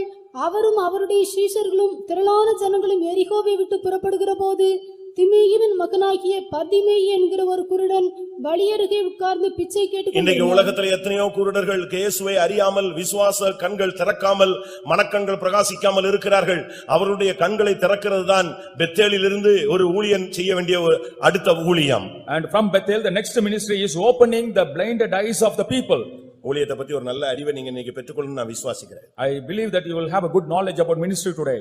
இது ஊழியர்களுக்கு மட்டுமல்ல, பரலோகத்துக்கு போகிற தேவனுடைய ஜனங்களுக்கு உரிய வார்த்தை. Not only for the workers but all the people, those who go to the heaven. அந்த எரிகோவுக்கு யாருமே போக முடியாது. Nobody can go to Jericho. எரிகோவுக்கு போனாலே ஒருத்தன் தொலைஞ்சு போனான்னு அர்த்தம். If anyone goes to Jericho, he is lost. ஆனா இயேசு கிறிஸ்து அந்த இடத்துக்கு தான் போனாரு. But Jesus Christ went to that place. தேவனுடைய வீட்டில சுகபோகமான ஊழியம் அல்ல பிரியமானவர்களே, ஜனங்களுடைய மனக்கண்களை திறக்கக்கூடிய ஊழியம் தான் நம்முடைய ஊழியம். In the house of the Lord, it is not a comfortable ministry, but it's the ministry of opening the eyes of the people. ஏனென்றால் இது கடைசி காலங்கள், ஜனங்களுடைய கண்களை பிசாசு குருடாக்கி வைத்திருக்கிறான். These are the last days, the devil has blinded the eyes of the people. அப்படித்தான் வேதம் சொல்லுகிறது. That's what the Bible says. இந்த சுவிசேஷத்தை விளங்கிக் கொள்ள முடியாதபடி 2 கொரிந்தியர் 4ஆம் அதிகாரம் 4ஆம் வசனம். 2 Corinthians 4:4. தேவனுடைய சாயலாயிருக்கிற கிறிஸ்துவின் மகிமையான சுவிசேஷத்தின் ஒளி அவிசுவாசிகளாகி அவர்களுக்கு பிரகாசமாயிராதபடிக்கு இப்பிரபஞ்சத்தின் தேவனானவன் அவர்களுடைய மனதை குருடாக்கினான். இந்த மனது குருடாக்கப்பட்ட ஜனங்களுடைய கண்களை திறக்கும்படியாக ஒரு ஊழியன் போக வேண்டிய இடம்தான் எரிகோ. A worker goes to the place, that is the place where he opens the eyes of the people, those who are blinded. விசுவாசிகள் ரட்சிக்கப்பட்டதோடு நீங்க நின்ற கூடாது. And with salvation, the believer should not stop. பெண்டிகாஸ்ட்ல நம்ம வந்துட்டோம், நமக்கு பரலோகம் நினைச்சு நீங்க ஏமாந்தற கூடாது. Having come to Pentecost, we should not be deceived saying we will. நீங்கள் எரிகோவுக்கு போக வேண்டும். You have to go to Jericho. நீங்கள் போய் மனக்கண்கள் குருடாக்கப்பட்ட ஜனங்களை சத்தியத்துக்குள்ளே கொண்டு வர வேண்டும். You have to bring the blinded people into truth. ஜனங்களை குருட்டுத்தனத்திலிருந்து விடுதலையாக்க வேண்டும். You have to deliver the people from their blindness. அதுதான் நம்முடைய ஊழியம். That's our ministry. அதுதான் பரலோகத்தின் பாதை. That is the path of the heaven. அது நம்முடைய அடுத்ததாக நாம் மற்றவருடைய சாபத்தை ஏற்றுக்கொள்வது. And next, accepting the curse of others. கலாத்தியர் 3ஆம் அதிகாரம் 13ஆம் வசனத்திலே பார்க்கும் பொழுது, In Galatians 3:13, மரத்தில் தூக்கப்பட்ட எவனும் சபிக்கப்பட்டவன், he that is lifted in the tree is cursed. ஆனால் இயேசு கிறிஸ்து நமக்காக சாபமாகினார். But Jesus Christ became a curse for us. மரத்திலே தூக்கப்பட்ட எவனும் சபிக்கப்பட்டவன் என்று எழுதியிருக்கிறபடி கிறிஸ்து நமக்காக சாபமாகி நியாயப்பிரமாணத்தின் சாபத்திற்கு நம்மை நீங்களாக்கி மீட்டுக் கொண்டார். கிறிஸ்து நமக்காக சாபமாகினார். அதுதான் எரிகோவுக்கு போகிற ஊழியம். The ministry of going to Jericho is Christ became a curse for us. மற்றவங்களுடைய சாபத்தை ஏற்றுக்கொள்கிறது. Accepting the curse of others. பிரியமானவர்களே, நம்மில் எத்தனை பேர் இப்படி ஏற்றுக்கொள்ள முடியும்? How many of us can accept that? எரிகோவுக்கு போக வேண்டியது நம்மேல் விழுந்த ஒரு கடமை. Going to Jericho is a duty fallen on us. நீங்க பாருங்க, யாக்கோபு ஆசீர்வதிக்கப்படுவதற்காக அவன் தகப்பனிடத்திலே உள்ளே நுழைகிறான். Jacob to be blessed, he went into the father. ஆதியாகமம் 27:13 நாம் இதை பார்க்க முடியும். In Genesis 27:3 we can see ஆனா that. போகும்போது ஒரு வார்த்தை சொல்றான்.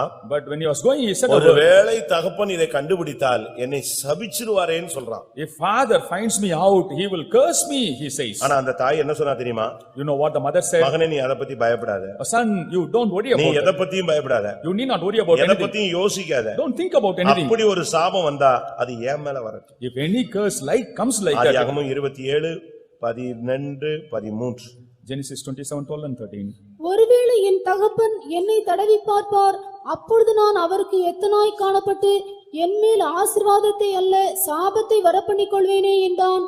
அதற்கு அவன் தாய், என் மகனே, உன்மேல் வரும் சாபம் என்மேல் வரட்டும். இதுதான் ஒரு ஊழியக்காரனுடைய வேலை. This is the work of a worker of God. ஜனங்களுடைய பிரச்சனைகளுக்காக இவன் போய் ஜெபிச்சு இவன் வியாதியஸ்தனா மாறிடுறான். ஆனா ஜனங்களுக்கு சுகம் கிடைக்கிறது. When he prays for the sickness of the people, he becomes sick and the people are healed. முழு உலகத்தினுடைய சாபத்தை நீக்கும்படியாக இயேசு கிறிஸ்து சாபமாகினார். Jesus became a curse to remove the curse of the whole world. அந்த ஊழியத்தை தான் நாங்கள் இப்பொழுது செய்து கொண்டிருக்கிறோம். We are also doing the same ministry now. கொலோசியர் 1:24 வசனத்தின்படி Colossians 1:24. அங்க என்ன சொல்லப்பட்டிருக்கிறது? And what is said there? இப்பொழுது நான் உங்கள் நிமித்தம் அனுபவிக்கிற பாடுகளில் சந்தோஷமடைந்து கிறிஸ்துவினுடைய உபத்திரவங்களில் குறைவானதை அவருடைய சரீரமாகிய சபைக்காக என் மாம்சத்திலே நிறைவேற்றுகிறேன். ஒரு ஊழியக்காரனுக்கு வருகிற பாடுகள், ஒரு விசுவாசிக்கு வருகிற பாடுகள் எப்படிப்பட்டது? The sufferings that come to the worker of God and the believers are, இயேசு கிறிஸ்துவினுடைய உபத்திரவங்களில் குறைவானதை நாம் நிறைவேற்றுகிறோம். and which is behind the afflictions of Christ, we fulfill that. ஜனங்களுக்கு வருகிற போராட்டங்கள்ல நீங்க போய் உபவாசம் எடுக்கிறீங்க.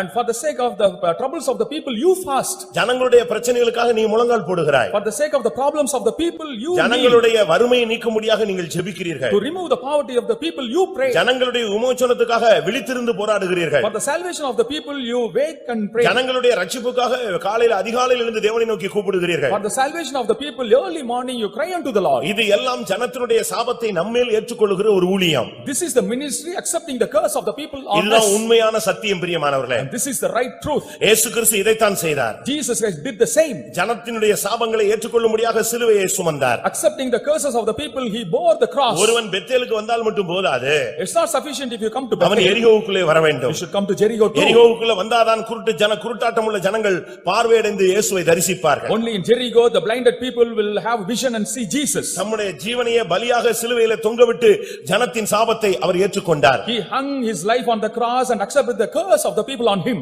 தெசலோனிக்கேயர்ல சொல்லி இருக்கிறது ஒரு ஊழியக்காரன் தாய் போன்றவன் என்று சொல்லி இருக்கிறார். In Thessalonians.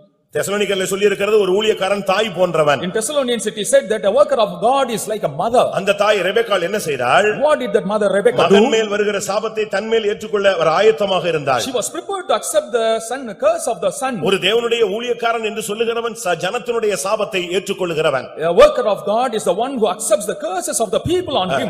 அதுதான் உண்மையான சத்தியம். And that's the truth. ஏன் ஊழியக்காரங்க வியாதிப்படுறாங்க? Why the workers fall sick? ஏன் ஊழியக்காரங்களுக்கு போராட்டங்கள் வருகிறது? Why the workers have sufferings and struggles? பிரியமானவர்களே, இந்த ஜனத்துக்காக போராடும் பொழுது அந்த வல்லமையினுடைய தாக்குதல்கள் தான் இவைகள். When they struggle for the people, those powers would attack them. கொலோசியர் 2:1 முதலாம் வசனத்தை நாம் பார்க்கும் பொழுது In Colossians 2:1, வேதம் என்ன சொல்லுகிறது? what does the Bible say? உங்களுக்காகவும் லவோதிக்கேயாவில் இருக்கிறவர்களுக்காகவும் சரீரத்தில் என் முகத்தை காணாதிருக்கிற மற்றெல்லாருக்காகவும் மிகுந்த போராட்டம் எனக்கு உண்டென்று நீங்கள் அறிய விரும்புகிறேன். உங்களுக்காக லவோதிக்கேயாவில இன்னும் முகத்தை காணாத எத்தனையோருக்கு நான் ஜெபிக்கிறேனே, அது நிமித்தம் எனக்கு மிகுந்த போராட்டம் உண்டு என்று நீங்கள் அறிய விரும்புகிறேன். And I want that you should know that I have a great conflict because of you and many people whose face I have not seen. ஒரு ஆட்டுக்குட்டியை தாவீதினுடைய ஆட்டு மத்தியிலிருந்து ஒரு ஆட்டுக்குட்டியை ஒரு சிங்கம் பிடித்துக் கொண்டது. A lion caught a lamb in the flock of David. அதை பிடித்து அதை விடுவிக்க அவன் முற்பட்ட பொழுது அந்த வல்லமை அவன் மேல் பாய்ந்தது. When he struggled to deliver that power attacked him. இதுதான் இன்னைக்கு ஊழியக்காரங்களுக்குள்ள போராட்டங்கள். This is the struggle of the workers of God. ஜனங்களுடைய வியாதிக்காக, For the disease of man, ஜனங்களுடைய நன்மைக்காக, for the goodness of people, ஜனங்களுடைய போராட்ட வேதனைகளுக்காக for the pains of the people. இவர்கள் போய் குறுக்கே நிற்கிறார்களே, இதுதான் எரிகோவின் ஊழியம். They go and stand in between. That is the ministry of Jericho. இயேசு எரிகோவுக்கு போனார். Jesus went to Jericho. அந்த நல்ல சமாரியன் வழியிலே கிடந்த அந்த மனுஷனை தேடி போய் தூக்கி கொண்டு போய் சத்திரத்திலே சேர்த்து விட்டான். Good Samaritan went sought of that man and admitted him in the inn. ஏனென்றால் எரிகோவுக்கு போகிற வழியிலே அந்த மனிதன் அடிபட்டு குற்றுயிராய் கிடக்கிறான். On the way to Jericho, he was beaten to half death. அந்த நல்ல சமாரியன் அந்த எரிகோவின் பாதையிலே போய் கொண்டிருந்தான். Good Samaritan was going in the path of Jericho. அவன்தான் அவனை தூக்கி கொண்டு சத்திரத்திலே போட்டது. Only he took him to the chowdhury. பாதிக்கப்பட்ட ஜனங்களை சபையிலே கொண்டு வந்து சேர்ப்பதுதான் இந்த எரிகோவின் ஊழியம். The ministry of Jericho is bringing the affected people into the church. இன்னைக்கு எத்தனை பேர் இப்படிப்பட்ட காரியங்களை செய்ய முடியும்? How many of us can do such work? பிரியமானவர்களே, இதுதான் நம்முடைய ஊழியத்தினுடைய மேன்மை. This is the greatness of our ministry. சங்கீதம் 109:18 பார்க்கும் பொழுது In Psalm 108, 9, 108 சங்கீதம் 19 வசனம், 109 சங்கீதம் 18 வசனம் என்ன சொல்லுகிறது? 109:18. சாபத்தை அவன் தனக்கு அங்கியாக உடுத்திக் கொண்டான், அது அவன் உள்ளத்தில் தண்ணீரை போலவும் அவன் எலும்புகளில் எண்ணெயை போலவும் ஜனத்தினுடைய சாபத்தை அங்கியாக உடுத்திக் கொண்டான். He clothed himself with the curses of the people as a எப்படி garment. இருக்கும்? இந்த அங்கி போட்டதுக்கு காரணம் என்ன தெரியுமா?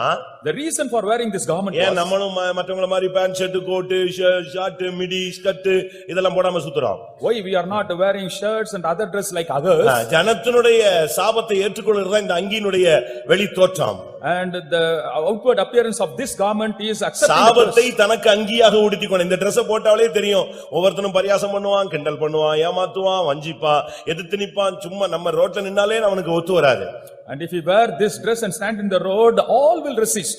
யாருடைய சாபம்? Whose curse? ஜனங்களுடைய சாபத்தை அங்கியாக இவன் எடுத்துக்கொண்டான். They have taken the curses of the people on இதுதான் them இந்த as well. மினிஸ்ட்ரியுடைய கான்செப்ட் பிரியமானவர்களே. This is the concept. இன்னைக்கு எத்தனை பேர் இப்படி உங்களை இந்த பாதையிலே போய் பரலோகத்துக்கு போக வாஞ்சிக்கிறீர்கள்? How many of you desire to go in this path to heaven? இது மாத்திரமல்ல, Not only this, இந்த இடத்துக்கு வந்த பிறகு எலியா சொன்னாரு, என்னைய கர்த்தர் யோர்தானுக்கு போக சொல்றாரு. having come to this place, Elijah said, the Lord tells me to go to Jordan. யோர்தானுக்கு அக்கறைக்கு என்னைய போக சொல்றாரு. He tells me to go to the other bank of Jordan. உடனே அவன் சொன்னான், அங்கேயும் நான் உம்மோடு கூட வருவேன். He immediately said, there also I will follow him. பிரியமானவர்களே, இதுதான் ரொம்ப முக்கியமான பகுதி. This is a very important part. ஊழியத்தினுடைய துவக்கத்துல இருந்து ஒரு சிலர் அந்த தேவசித்தத்தை விளங்கிக் கொண்டே ஊழியத்துக்கு வந்தும் வராமலும் போயிடுறாங்க. And whether understanding the will of God or not, they leave or ஒரு சிலர் தேவனுடைய வீட்டுக்கு வந்துட்டு திரும்பி போயிடுறாங்க. some coming to the house of the Lord, they return. ஒரு சிலர் ஜனங்களுடைய சாபத்தை ஏற்றுக்கொண்டு திரும்பி போயிடுறாங்க. Some accepting the curses of the people, they go back. ஏற்கனவே ஜனங்களுடைய சாபம் வேற, ஊழியத்தை விட்டு போனது அது இன்னொரு சாபம். எல்லாம் சேர்ந்து அவன் வாழ்க்கையும் ஃபியூச்சரையும் ஒண்ணுலமாக்கிறது. All the curses make his future nothing. ஆனா இதுக்கு அடுத்ததான் முக்கியமான பகுதி. The most important thing யோர்தான். Jordan. யோர்தான் என்று சொன்னால் இறங்கி பாய்தல் என்று அர்த்தம். And Jordan means going down. And இதுதான் கடைசி portion. this is the last portion. ஊழியத்துல எப்பொழுதுமே மிகவும் முக்கியமானது முடிவு. The end is the most important part of the ministry. துவக்கத்தை காட்டுக்கு அற்பமான ஆரம்பமா இருக்கலாம், முடிவு எப்படி இருக்கணும்? சம்பூர்ணமா இருக்கணும். The beginning may be simple, but the end should be perfect. Running ரேஸ்ல நீங்க எத்தனை பேரும் ஸ்லோவா ஓடலாம், எப்படினாலும் ஓடலாம், முடிவுல நீ ஜெயிச்சிருக்கணும். In running race, many can run in different ways, but in the end you should have won. யோர்தான் என்று சொன்னால் இறங்கி பாய்தல். Jordan means going down and கர்த்தருடைய leaping. வேலையில, கர்த்தருடைய சேவையில நாம மனப்பூர்வமா இறங்கணும். In the ministry of the Lord, wholeheartedly we should go down. பின்வாங்க கூடாது. We should not backslide. அவங்க வரல இவங்க வரலன்னு சொல்ல கூடாது. Should not say those are not 50 come. தீர்க்கதரிசிகளின் புத்திரர் வேடிக்கை பார்த்து கொண்டிருந்தார்கள். 50 sons of the prophets were watching. அப்படித்தான் வேதம் சொல்லுகிறது. That's what the Bible says. 2 ராஜாக்கள் 2ஆம் அதிகாரம் 7ஆம் வசனத்தில் நீங்க அதை பார்க்கலாம். You can see that in 2 Kings. 2 ராஜாக்கள் 2ஆம் அதிகாரம் 7ஆம் வசனம். 2 Kings 2:7. அங்க எல்லாரும் வேடிக்கை பார்ப்பாங்க. And all will ஆனா watch. இவங்க ரெண்டு பேர் தான் யோர்தானில் இறங்குகிறார்கள். But only 2 went into Jordan. உடனே அநேகர் வேடிக்கை பார்த்துட்டு இருப்பாங்க. ஆனா நீ இதற்காகவே இந்த வேலைக்குள் வந்தேன் என்று வர வேண்டும், இயேசுவை போல வர வேண்டும். Others will be watching you, but you should come like Jesus for this. யோவான் 12ஆம் அதிகாரம் 27ஆம் வசனம் என்ன சொல்லுகிறது? What does John 12:22 say? வேதம் என்ன சொல்லுகிறது? What does the Bible say? இயேசு சொல்றார், இதற்காகவே நான் இந்த வேலைக்குள் வந்தேன். And only for this I have come to this ஒரு time. தேவனுடைய பிள்ளை இதற்காகவே இந்த வேலைக்குள் வந்தேன் என்று இயேசுவை போல சொல்ல வேண்டும். Like Jesus, a child of God should say that only for this purpose I have பாடுகளை come. கண்டு பின்வாங்க கூடாது. Seeing the sufferings, you should not backslide. ஊழியத்துல வறுமையை கண்டு பின்வாங்க கூடாது. Coming to the ministry, you should not backslide. எதிர்ப்புகளை கண்டு பின்வாங்க கூடாது. Seeing the resistance, you should not backslide. கடிந்து கொள்ளுதலை கண்டு பின்வாங்கி கூடாது. Seeing the chastisement, you should not என்ன backslide. வந்தாலும் பின்வாங்க கூடாது. Whatever may come, you should not என்னை backslide. போன்றவன் ஓடி போவானோ? Will a man like me flee away? ஆலயத்திலே போய் பதுங்குவானோ? Will he hide in the temple? இவை எல்லாவற்றிலும் நம்மில் அன்பு கூறுகிறவாலே முற்றும் ஜெயங்கொள்ளுவர்களாய் இருக்கிறோமே. And by all these things, by he that loves us, we will be triumphant. இதற்காகவே நாம் வந்தவர்கள். And we have come for this one. சிலுவையை தூக்கிட்டு வந்தால் சிலுவையில அடையப்பட்டு சாகணும். If you carry the cross, you should be crucified on the cross. நீங்க பைபிள்ல படிச்சிருப்பீங்க, 1 கொரிந்தியர் 1ஆம் அதிகாரத்துல நீங்க பார்க்கும் பொழுது In 1 Corinthians 1st chapter, சிலுவையை பற்றிய ஒரு உபதேசம்னு ஒரு சப்ஜெக்ட் இருக்கு. there is a subject called the doctrine of the cross. சிலுவையை பற்றிய உபதேசம் என்ன தெரியுமா? What is the doctrine of the cross? சிலுவையை எடுப்பது, Bearing the cross, சிலுவையை சுமப்பது, and carrying the cross, இதெல்லாம் முக்கியமல்ல. and these things are not. சிலுவையிலேயே ஜீவனை விடுவது, Giving the life on the cross. ஊழியத்துக்கு வர்றதல்ல, ஊழியத்துல சாகிறது தான் முக்கியம். Not coming to the ministry, but dying is more important. அதுதான் மிகவும் முக்கியம் பிரியமானவர்களே. That is the most important thing. நான் சொல்றது கரெக்ட்னு சொல்றவங்க கரங்களை உயர்த்தி ஒரு அல்லேலூயா சொல்லுங்கள். ஊழியத்துக்கு வர்றதல்ல, சிலுவையை தூக்குறதல்ல, சிலுவையில ஜீவனை கொடுப்பது. Not coming to the ministry or carrying the cross, but giving the life on the cross. இயேசு கிறிஸ்து சிலுவையிலே தூக்கினவர் மாத்திரமல்ல, சிலுவையிலே ஜீவனை கொடுத்தவர். Not only Jesus carried the cross, but he gave up his life on the cross. யோவான் 12ஆம் அதிகாரம் 24ஆம் வசனம் சொல்லுகிறது, கோதுமை மணி செத்தடையாகில் மிகுந்த பலனை கொடுக்கும். And John 12:24 says that if the wheat corn dies, it will give a lot of நீங்க fruit. வர்றது பெருசல்ல. It's not important உங்க that you, பிள்ளைகளை அனுப்புறது பெருசல்ல. it's not important you send your children. இவங்க யோர்தானில் இறங்கி பாய வேண்டும். They should go into Jordan and leap அது for கரை புரண்டு ஓடக்கூடியது. it would flood on the banks. கொஞ்சம் தடுமாறிட்டா அடிச்சு தூக்கிட்டு போய்டும். If you stumble, it will carry you away. ஆனா இத கடந்து நீ போய் சேரணும்னு சொன்னா நீ தைரியமா இறங்க வேண்டும். If you want to cross that, you should go into that boldly. சிலுவையை பற்றிய உபதேசத்தை குறித்து நான் கர்த்தர் அனுமதித்தால் பேசுகிறேன். If God permits, I will speak about the doctrine of cross. சிலுவையை பற்றிய உபதேசத்தினுடைய பூரணம் சிலுவையில் ஜீவனை கொடுப்பதுதான். The perfection of the doctrine of cross is giving the life on the cross. எந்த சிலுவையை எருசலேமின் வீதிகளிலே இயேசு சுமந்தாரோ, The cross which Jesus carried, அதே சிலுவையிலே கொல்கதாவிலே ஜீவனை கொடுத்தார். in the same cross he gave up his life at Golgotha. அதுதான் இந்த மார்க்கத்தினுடைய பூரணம். This is the perfection of this way. அவர்தான் எல்லாருடைய கண்களுக்கு முன்பாக எடுத்துக்கொள்ளப்பட்டார். அவர்தான் மறுபடி திரும்பி வரப்போகிறார். He was the one who was taken up before the eyes of all, and he is going to come back. எந்த சூழ்நிலை வந்தாலும் சரி இதுக்குள்ள இறங்கணும். Whatever may be the situation, you have to go down into that. யோர்தான் சாதாரணது இல்ல. Jordan is not an ordinary river. கரை புரண்டு ஓடும். It will be flooding always. அது ஒரு அமைதியான ஒரு நதியா கிடையாது. It's not a silent river. 1 நாளாகமம் 12ஆம் அதிகாரம் 15ஆம் வசனத்துல பாத்தீங்கன்னா கரை புரண்டு ஓடுகிற யோர்தான்ல ஒரு கூட்டம் அது பாட்டுக்கு இறங்கி கடந்து போயிட்டே இருப்பாங்க. In First Chronicles 18:15 it is said that one group 1 நாளாகமம் 12ஆம் அதிகாரம் 15ஆம் வசனத்தை பார்க்கும் பொழுது First Chronicles 12:15 we see that வாசியுங்கள். யோர்தான் கரை புரண்டு போயிருக்கிற முதலாம் மாதத்தில் அதை கடந்து கிழக்கையும் மேற்கையும் பள்ளத்தாக்குகள் இருக்கிற யாவரையும் துரத்தி விட்டவர்கள் இவர்களே. இவங்க எல்லாம் பயங்கரமான ஸ்பீடு உள்ளவங்க. these people having a great speed, சாதாரண ஆளுங்க கிடையாது. not ordinary ones. யோர்தான் கரை புரண்டு ஓடும். இவங்கள பாத்தீங்கன்னா அவங்க பாட்டு குதிச்சு இறங்கி நீச்சல் அடிச்சு வெளியே போயிடுவான். Jordan will be overflowing and these people will swim and cross that. இவன் சாவுக்கு பயந்தவனே கிடையாது. And they would not fear death. அமெரிக்கால ஒரு ஊழியத்துக்கு ஆள் எடுத்தாங்களாம். In America they were taking people. அப்படி ஊழியத்துக்கு எடுக்கும்போது ஒரு சிஸ்டர் ஊழியத்துக்கு வந்திருக்கு. A sister had come for the ministry. எதுக்கு வரீங்கன்னு இருக்காங்க. It was asked why she was coming. இயேசுவுக்காக வாழ வருகிறேன். I come to live for Jesus. ஊழியத்துக்கு எடுக்கல. They didn't take her. வெளியே வந்துட்டாங்க. She came out. அப்ப சொல்லிருக்காங்க நான் இயேசுவுக்காக வாழ்றேன்னு சொன்னா கூட ஊழியத்துல எடுக்க மாட்டேங்கறானே. Even if I say I want to live for Jesus, they didn't accept. என்ன கேட்டாங்க. What was asked? எதுக்காக ஊழியத்துக்கு வருகிறாய். Why have you come for இயேசுவுக்காக வாழ. to live for Jesus? உடனே அந்த ஆள் சொல்லிச்சான் இயேசுவுக்காக வாழ்றதுக்கு தான் வெளியே உட்கார்ந்தே வாழலாமே. இயேசுவுக்காக சாகிறதுக்கு தானே ஊழியத்துக்கு போகணும். Only to die for Jesus we have to come for the ministry. அப்படிதானே. பர்த் சர்டிபிகேட்லாம் வாங்குறீங்க. தமிழ்ல போட்டிருப்பான் பிறப்பு, அதுலயே பார் போட்டுருவான் என்னது இறப்பு சான்றிதழ். அப்படிதானே. ரெண்டு சர்டிபிகேட்டும் ஒரே இதுல தான் இருக்கு. Both will be in the same certificate. நீ பிறந்தா அதுல எழுதுவான், இல்ல அந்த சர்டிபிகேட்ல நீ இறந்ததுன்னா அதை மாத்திட்டு டக்குன்னு இறந்த தேதியை போட்டு எழுதிடுவான். Birth/death and either this or that will be written. கரை புரண்டு ஓடுகிற இந்த யோர்தான்ல யாரும் இறங்க மாட்டாங்க. ஆனா இந்த காத்து புத்திரன்னு இருக்கிறானே இவனுக்கு அதை பத்தி பிரச்சனையே கிடையாது. அவன் பாட்டுக்கு இறங்கி போயிட்டே இருப்பான். Sons of Gad will not mind the overflowing Jordan, they will cross it. காரணம் என்ன தெரியுமா? What's the reason? 8ஆம் வசனம் வாசிங்க. 1 நாளாகமம் 12:8. First Chronicles 12:8. காத்தீரில் பரிசையையும் ஈட்டியும் பிடித்து சிங்க முகம் போன்ற முகமும் மலைகளில் இருக்கிற வெளிமான் வேகமும் போன்ற வேகமும் உள்ளவர்களாயிருந்து எப்படி இருந்தாங்க தெரியுமா? அவங்க சிங்கம் போன்ற முகம். They were having the face of the lions. சிங்க முகம் போன்ற முகம். அடுத்து என்னது? வெளிமான்களை போல வேகம் உள்ளவர்கள். Swift as the rose. அவங்க ரொம்ப ஃபாஸ்டான ஆளுங்க. They would be very fast. ஆண்டவருக்காக வந்தவங்க. அதனால தைரியமா இறங்குவாங்க. சாவோ வாழ்வோ இறங்கி போயிட்டே இருப்பாங்க. They had come for the Lord, whether death or birth. They இந்த ஊழியத்துக்கு வந்துட்ட பிறகு யோசிக்க கூடாது. After coming to the ministry you should not think நான் அங்க போக மாட்டேன், இங்க போக மாட்டேன், அப்படி இருக்க மாட்டேன், உட்கார மாட்டேன், நிக்க மாட்டேன், நடக்க மாட்டேன். அப்ப வரவே கூடாது. I won't do this or that. If you say so, you should not come at all.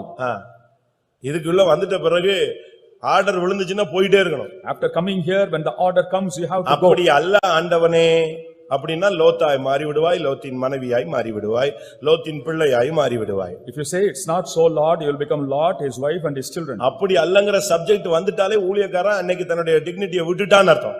If the worker says it's not so, Lord, then he has lost. ரெடியா இருக்கணும். You should be ready.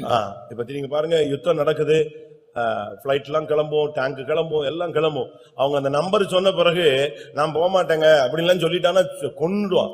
அடுத்த second அவன் flight கிளம்பி போயிட்டே இருக்கணும்.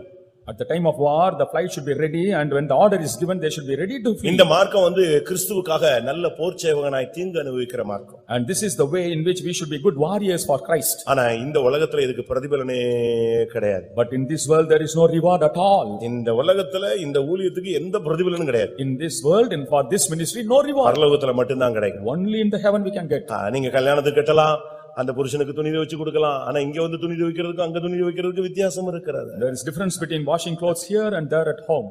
கல்யாணம் கட்டின பிறகு அங்கே சமையல் பண்ணலாம். அந்த சமையலுக்கு இந்த சமையலுக்கு வித்தியாசம் இருக்கிறது. After marriage, அந்த சமையலுக்கு உங்களுக்கு ஒரு புடவை கிடைக்கும், இந்த சமையலுக்கு சியோன் கிடைக்கும்.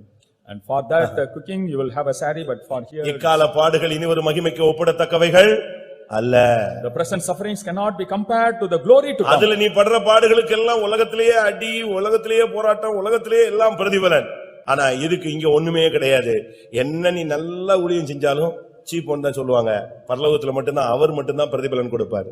And here your ministry will not be much accepted. Only in the heaven he will give the reward. இங்க புகழ் கிடையாது. No praising ரொம்ப here. நல்லா பாடிட்டீங்க, ரொம்ப நல்லா பண்ணிட்டீங்கன்னு சொல்லவே மாட்டான். என்ன சொன்னாலும் நான் ஒரு இடத்துல என்னைய சென்னையில சாட்சி சொல்ல விட்டாரு பாஸ்டர் கேசி வர்கீஸ் அவர்கள். Pastor K.C. Varghese allowed me to give a testimony in நான் Chennai. சாட்சி சொன்னதை கேட்டு அழுதுட்டாங்க ஒரு சிலர்லாம். And some people even cried after சாட்சி சொல்லிட்டு இருக்கும்போது எல்லாம் உச்சி ஐயோ இவ்வளவு பாதையான்னு.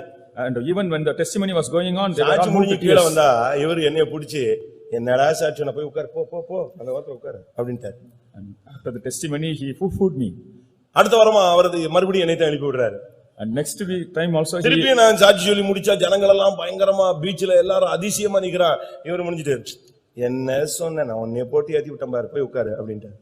உடைக்கிறதா இந்த ஊழியம். and this ministry is breaking. உடனே இறங்கின உடனே மாலை போட மாட்டாங்க. Immediately they will not அது garland. இண்டிபெண்டன்ட்ல இங்க கிடையவே கிடையாது. இருக்கிற மாலையை புடுங்கி விட்டுருவான். சொல்லுங்க நீங்க பயப்படாம சொல்லுங்க, எல்லாரும் கேக்குறாங்க. கர்த்தருடைய பரிசுத்த நாமத்துக்கு மகிமை உண்டாவதாக. Glory be to the name of the Lord. இது உடைக்கிற மார்க்கம். This is the way in which we break உன்னை உருவாக்குற மார்க்கம். and the way that makes you. இந்த ஊழியத்துக்கும் மத்த ஊழியத்துக்கும் உள்ள டிஃபரன்ஸே இதுதான். And this is the difference between this ministry and other ministry. எனக்கு ஒரு சபை கொடுத்தாங்க. They gave me a church, first in charge. first in charge. ஒரு 25 பேர் இருந்தாங்க அந்த சர்ச்சில். Some 25 members were there. நானும் அடிச்சு பிரசங்கம் பண்றேன். And I was also thrashing and giving message. முடிஞ்சிருச்சு. It was over. அடுத்த நாள் காலையில elders prayer. Next morning the elders prayer.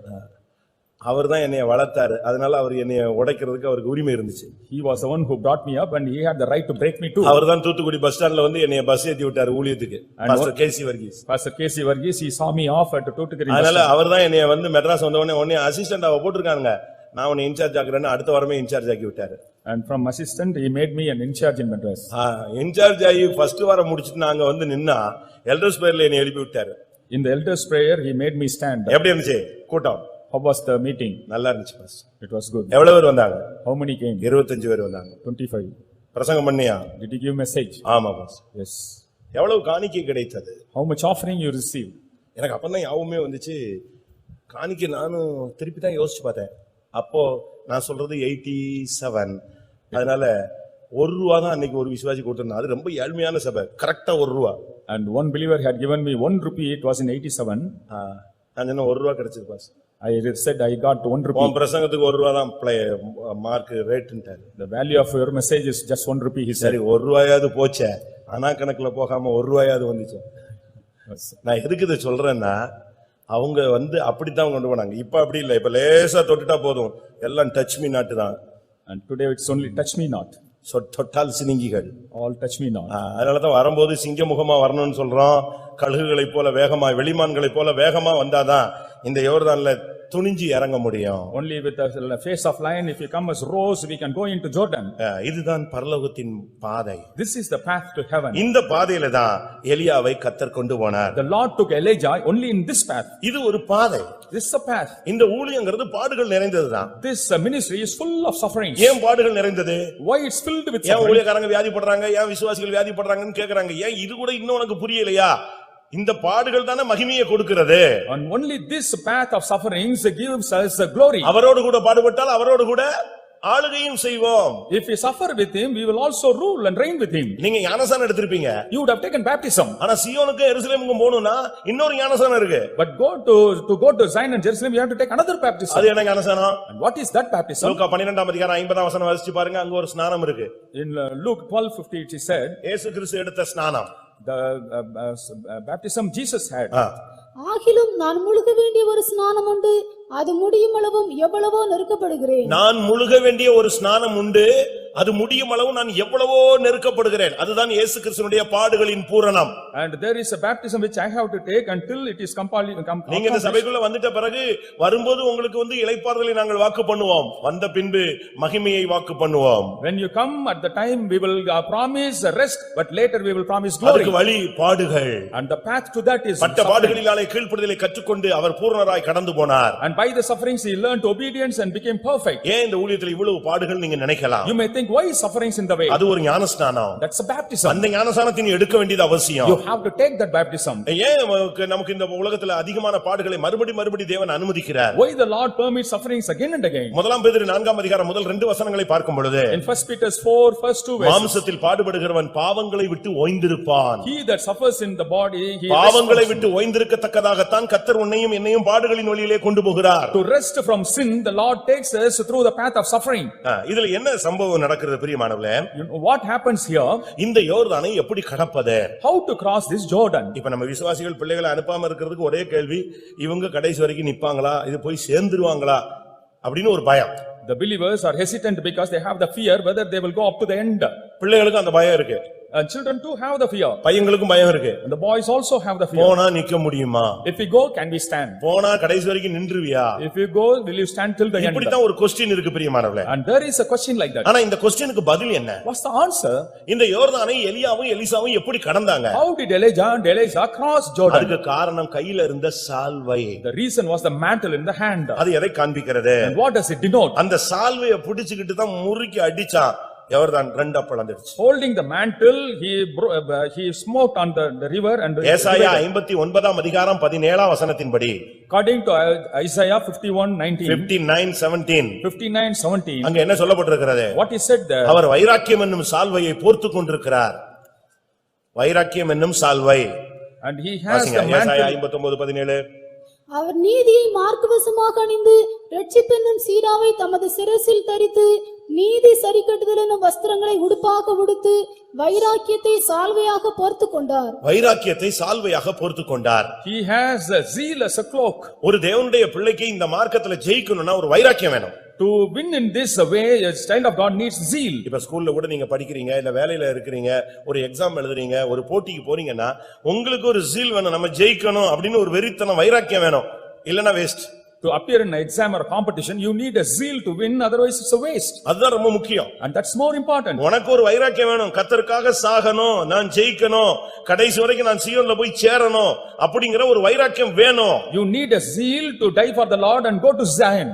வைராக்கியம் இல்லாதவனை கொண்டு வந்து இந்த மார்க்கத்துல வச்சா தள்ளி தள்ளி தள்ளி தள்ளி கொண்டு போய் சேர்க்க முடியாது. And by pushing somebody we cannot take him there.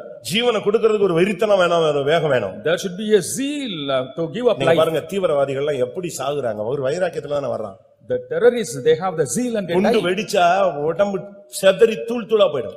If the bomb blasts, the body will be scattered into ஆனா pieces. துணிஞ்சு வர்றாங்க. But boldly they come. பெண்களும் வருது, ஆண்களும் வருது. Both man and woman. தைரியமா வராங்க. They come boldly. இன்னைக்கு செத்துருவேன்னா ரெடிங்கறான். And they are ready to die today. அதுக்கு தான் நான் பிறந்திருக்கிறேங்கறான். And they say we are born to die. ஏன் சத்தியத்துக்காக இயேசுவுக்காக உனக்கு அப்படி நிக்க முடியல, உன் பிள்ளையை ஒப்பு கொடுக்க முடியல? Why it's not possible for you to stand for truth and Jesus? ஒரு பிள்ளை யுத்தத்துல போயிட்டு அவன் செத்துட்டான். தமிழ்நாட்டு கலாச்சார கதைகள் உங்களுக்கு தெரியும். You know the cultural stories of Tamil அந்த Nadu. பிள்ளை செத்து போயிட்டான். And the son died in the war. செத்தத பார்த்துட்டு ஒருத்தன் சொன்னா, உங்க பையனை பார்த்தேன் முதுகுல குத்துப்பட்டு நெஞ்சிட்டான், செத்து போயிட்டான்னு சொன்னாங்க. And one said that your son was stabbed from behind and he was dead. அந்த தாய் சொன்னாலாம், ஐயோ இவனை பெத்தெடுத்ததுக்கு பெரிய தப்பா போச்சேன்னு சொன்னாங்க. And the mother said it's a great mistake for having. வாளை எடுத்துட்டு போனாலாம். She went with the sword. எங்க தன் பிள்ளை எப்படி செத்துருக்கான்னு பாக்குறதுக்கு. To see how the son had died. அங்க போய் பார்த்தா பிள்ளை இங்க குத்தி தான் முதுகுல எங்க வந்துருந்துச்சு, ஈட்டி வந்துருச்சு. என் பிள்ளையை பெத்ததுக்காக சந்தோஷப்படுறேன். The spear had been gone through the chest. இப்படிப்பட்ட தாய்கள் தான் நமக்கு சபைக்கு தேவை. And we need such mothers in the church. எத்தனை பேர் அப்படி உங்களுடைய பிள்ளைகளை தியாகம் பண்ண ஒப்பு கொடுப்பீங்க? How many will sacrifice your children like that? நீங்க யோசிச்சு பாருங்க. இந்த மார்க்கம் சிலுவை மார்க்கம். And this way is the way of cross. சிலுவை இல்லாம சிங்காசனம் கிடையாது. Without cross no throne. அதுக்கு ஒரு வைராக்கியம் வேணும். And for that we need zeal. அந்த சால்வையை முறுக்கிட்டு அடிச்சா எலியா, தண்ணீர் ரெண்டா பிளந்தது, யோர்தான் பிளந்தது. அதே சால்வையை திருப்பி முறுக்கிட்டு அடிச்சு எலிசா அடிச்சான், அதே யோர்தான் ரெண்டாக பிளந்தது. They twisted the mantle and beat the river and they divided into two. எப்பொழுதும் நமக்குள்ள அந்த தன்மை இருக்க வேண்டும். We need the same nature always. எப்பொழுதும் உன் கையில சால்வை இருந்துகிட்டே இருக்கணும். You should have the mantle always in your hand. ஊழியத்துக்கு வந்தவங்க திரும்பி போயிட்டாங்க அப்படின்னு ஒரு கேள்வி எல்லாருக்குமே இருக்கிறது. All have the question that those who came for the ministry. அதுக்கு ரெண்டு காரணத்தை நான் உங்களுக்கு முன்பாக வைக்க விரும்புகிறேன். Two reasons I want to place before you. ஒன்று, அவர்கள் தாங்கள் வந்த சூழ்நிலையை ஊழியத்துக்காக ஒப்பு கொடுத்த நாளை மறந்து விட்டார்கள். One thing, they had forgotten the situation or the day for which they surrendered. இரண்டாவது, Second thing, எந்த இயேசுவை நேசிச்சாங்களோ அந்த நேசம் குறைந்து வேற நேசம் உள்ள நுழைந்து விட்டது. love of Jesus waxed cold and another love had entered. நான் சொல்றது கரெக்ட்னு சொல்றேன், அல்லேலூயா சொல்லுங்க. அதான் உண்மை.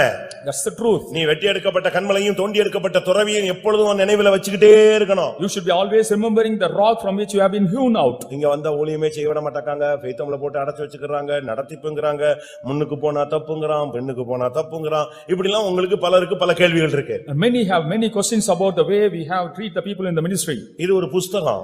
It's a book. இது சும்மா அவுத்து விட்டுற முடியாது, காத்துல பறக்கிற ஊழியம் கிடையாது. It is not the ministry that will fly in the air.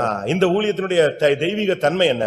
What's the divine nature of நீ the இதுல வந்து நிக்கணும்னா அந்த சால்வைய போட்டுட்டு எலிசா தோல்ல இருந்து அந்த சால்வைய எலியா எடுத்துட்டு சொல்றான், நான் உனக்கு செய்ததை சாகர வரைக்கும் நினைவில் வைத்துக்கொள் அப்படின்னு. And he told that you remember till you die what I have done for you. சாகர வரைக்கும் நீ எப்படி ஊழியத்துக்கு வந்தங்கறத நீ நினைவுல வச்சுக்கிட்டே இருக்கணும். Until death you should remember how he came for the ministry. எனக்கு ஞாபகம் இருக்கு, நான் இப்போ என்னைய பத்தி அதிகமா சொல்றதுக்கு நீங்க வித்தியாசமா விளங்கிட கூடாது. ஆவியானவர் சொல்றதுனால தான் நான் சொல்றேன். எனக்கு நல்ல ஞாபகம் இருக்கு, காலையில 5:45 தூத்துக்குடி பஸ் ஸ்டாண்ட்ல ஏறி குறுக்குச்சாலை வரைக்கும் பஸ்ல நான் அழுதுட்டு வந்தது எனக்கு ஞாபகத்துல அப்படியே இருக்கு. Early morning at 5 o'clock I left by bus and I was crying. ஏன்? Why? ஆண்டவரே உம்மை நம்பி நான் போறேன். Lord, I trust you and go. செத்தா நான் ஊழியத்துல செத்துறணும். I should die only in the ministry. எங்க அண்ணன் ரட்சிக்கப்படாதவர். My brother was not saved. Bus ஸ்டாண்ட்ல என்னைய கூப்பிட்டாரு. He called me at the bus stand. எனக்கு கை கால்லாம் நடுக்கமாயிருச்சுன்னா அவங்க எல்லாம் பயங்கர ரஃப் டைப் ஆனாலுங்க. They were all rough people. I was trembling. என்னை தூக்கிட்டு போனாலும் தூக்கிட்டு போயிடுவாரு. And even if he wanted, he could have carried me away. இங்க வா அப்படின்னாரு. He called me. நான் கிட்ட போனேன். I went near. இயேசுவே ஒரு கூப்பிடுறாரு, என்ன பண்ணி தொலைய போறாரோன்னு பயத்துல. I was afraid what he would do. Pastor அங்க நின்னுட்டு இருக்காரு. And the pastor also was standing. என்ன பண்ணதுன்னு நான் யோசிச்சேன். I was wondering what to do. போக கூடாது. அவர் சொல்றாரு போக கூடாது. Should not go. ஆனா போகணும்னு முடிவு எடுத்துட்டேன். But decided to go. இதுவே எனக்கு பெரிய கேவலம். And this itself is a big shame to me. ஆனா ஒண்ணு. But one thing. திரும்பி வந்து இன்னொரு கேவலத்தை செஞ்சிராத, ஏற்படுத்திராத. Don't create another shame by coming back. அப்படியே எனக்கு ஞாபகம் இருக்கு. Still I remember that. அப்ப அந்த பஸ் ஸ்டாண்ட்ல நின்னு நான் சொன்னேன், செத்துருவனே தவிர நான் எங்க வர மாட்டேன், வரவே மாட்டேன். At the bus stand I told I would better die but won't come back. உனக்கு ஒரு வெறித்தனம் இருக்கணும். You need a zeal. அந்த சூழ்நிலை மறந்தே போக கூடாது. And that situation you should never forget. அடுத்து உன்னுடைய அன்பு வேற டைவர்ஷன் எடுத்துருச்சுன்னா தான், டேக் டைவர்ஷன், அவ்வளவுதான் ஊழியம் தடை போனட்டுருச்சுன்னு அர்த்தம். If your love takes another diversion, இயேசுவை இன்னும் நேசிச்சுக்கிட்டே இருக்கணும். you should be loving Jesus more and more. அவரைத்தானே சேவிக்கிறேன்னு வந்துட்ட. You have come to serve him alone. அவரை சேவிக்கவும் அவரை நேசிக்கவும் அதுதான் அன்னகர்கள் கூட்டத்துடைய ஊழியம் என்று ஏசாயா 56 திட்டமாக சொல்லுகிறது. In Isaiah 56 it is said about the ministry of the eunuch to love and serve him. உனக்கு ஒரு வைராக்கியம் வேணும். You need a zeal. நீ இந்த வைராக்கியத்துல வரும் பொழுது உனக்காக தேவன் வைராக்கியமா வராரு. When you come into this zeal, the Lord will have greater zeal for உன்னை you. சீயோனாக எருசலேமை மாற்ற அவர் பயங்கர வைராக்கியமா வந்துருவார். ஏன்னா நீ அவருக்காக நிக்கும் பொழுது அவர் உனக்காக நிக்கிறாரு. To make you Zion or Jerusalem, he comes with a great zeal. சகரியால நீங்க பார்க்கும் பொழுது We see in book of Zechariah 1 அதிகாரம் 14 வசனம் 1:14. அப்பொழுது என்னோடு பேசின தூதன் என்னை நோக்கி, சேனைகளின் கர்த்தர் உரைக்கிறது என்னவென்றால், நான் எருசலேமுக்காகவும் சீயோனுக்காகவும் மகா வைராக்கியம் கொண்டிருக்கிறேன். சகரியா 8:2. நான் சீயோனுக்காக கடும் வைராக்கியம் கொண்டேன், அதற்காக மகா உக்கிரமான வைராக்கியம் கொண்டேன். நீங்க வைராக்கியமா வரும் பொழுது தேவன் அதை விட வைராக்கியமா உனக்காக உக்கிரமான வைராக்கியமாய் உன்னை சீயோனாய் எருசலேமாய் மாற்ற வல்லமையாய் இறங்கி வருவார். When you come with the jealous, the Lord will have greater jealousy more than you. நீ ஒரு மனுஷன், மண்ணான மனுஷன், நீ தேவனுக்காக ஜீவனை கொடுக்கும் பொழுது தேவன் உனக்காக ஜீவனை கொடுப்பார். When you, the man of dust, ready to give the life for the Lord will give his life for you. இந்த யோர்தானை கடந்த பொழுதுதான் சுழல் காற்று சுத்துனது, ஏறி போய்விட்டான். When they crossed Jordan, there was the whirlwind and he was carried away. பரலோகத்துக்கு போகணும்னு ஆசைப்பட்டீங்கன்னா இதுதான் வழி. And when you want to go to the heaven, this is the only way. அதை விட்டுட்டு நம்ம இஷ்டத்துக்கு இருந்துட்டு நம்ம பரலோகத்துக்கு போகலாம்னு நினைச்சிட கூடாது. And leaving this, we cannot try to go in our own எல்லாரும் way. கண்களை மூடுவோம். Let's all close our eyes. பரலோகத்தின் பாதை உங்களுக்கு தெளிவாக்கப்பட்டிருக்கிறது. The path of heaven is clearly given to you. நீ உன்னை கற்புள்ள கன்னிகையாக நிறுத்த நாங்கள் போராடி கொண்டிருக்கிறோம். We are struggling to present you as a chaste உன்னை virgin. சீயோனாக எருசலேமாய் மாற்ற தேவன் போராடி கொண்டிருக்கிறார். The Lord is wrestling to change you, New Jerusalem. உன்னை அழைத்த தேவனுக்காக நீ என்ன செய்திருக்கிறாய்? What have you done for the Lord who called you? கண்களை மூடுங்கள். Let's close our eyes. சில நிமிடங்கள் முழங்கால் படியிடுவோம். A few minutes, let's stand on the knees. இந்த ஊழிய பாதையில் இந்த பரலோக பாதையிலே நீ இந்த 4 இடத்தில் எதை கடந்து வந்திருக்கிறாய்? In the path of the heaven, in these 4 places, which place you have crossed? கில்காலை கடந்து விட்டாயா? Have you crossed Gilgal? பெத்தேலை கடந்து விட்டாயா? Have you crossed Bethel? நீ எரிகோவை கடந்து விட்டாயா? Or have you crossed Jericho? யோர்தானை கடந்து விட்டாயா? Have you crossed Jordan? அப்படியானால் இன்னும் சில நிமிடங்கள், சில நாட்களிலே, சில மாதங்களிலே நீ சுழல் காற்றிலே போக வேண்டிய ஒரு நபர். If it is so, you are a person who will be carried in the whirlwind in a short moment. இதுதான் எடுத்துக்கொள்ளப்படக்கூடிய மார்க்கம். This is the way in which you will be caught up. எல்லாரும் கண்களை மூடுவோம். Let's all close our eyes. ஆமென். முழங்கால் படியிடுவோம். Let's stand on the knees. ஆண்டவரே, நீர் என்னை அழைத்து கொண்டு வந்தீர். Lord, only you called me. உன்னுடைய கடந்த கால வாழ்க்கையில உள்ள தோல்வியை பார்க்காதே. Don't look at the failures of the past. கடந்த கால வாழ்க்கையில உள்ள எழுப்புதலை பார்க்காதே. Don't look at the revival of the past. நான் அப்படி செஞ்சேன், இப்படி செஞ்சேன், ஆண்டவர் எனக்கு அது செஞ்சார், இது செஞ்சார், இந்த பழைய கதையே பேசி waste ஆக்கிடாத. Don't waste your time speaking about the old stories. இல்ல எனக்கு முடியல, நான் தோத்துட்டேன், நான் பின்மாறிட்டேன், இந்த பழைய தோல்வியின் கதையவே பாடாத. Don't be singing about the songs of defeats and failures. Past is past. Past is past. எல்லாத்தையும் தூரத்துக்கு போடுங்க.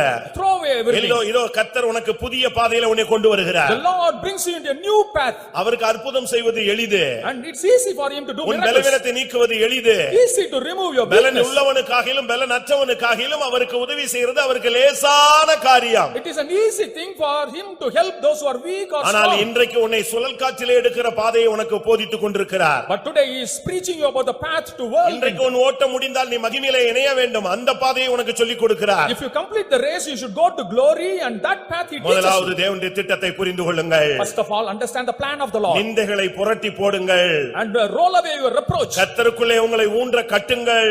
And build you up steadfastly in the எல்லா Lord. மாம்சத்தின் போராட்டங்களையும் துண்டித்து விடுங்கள்.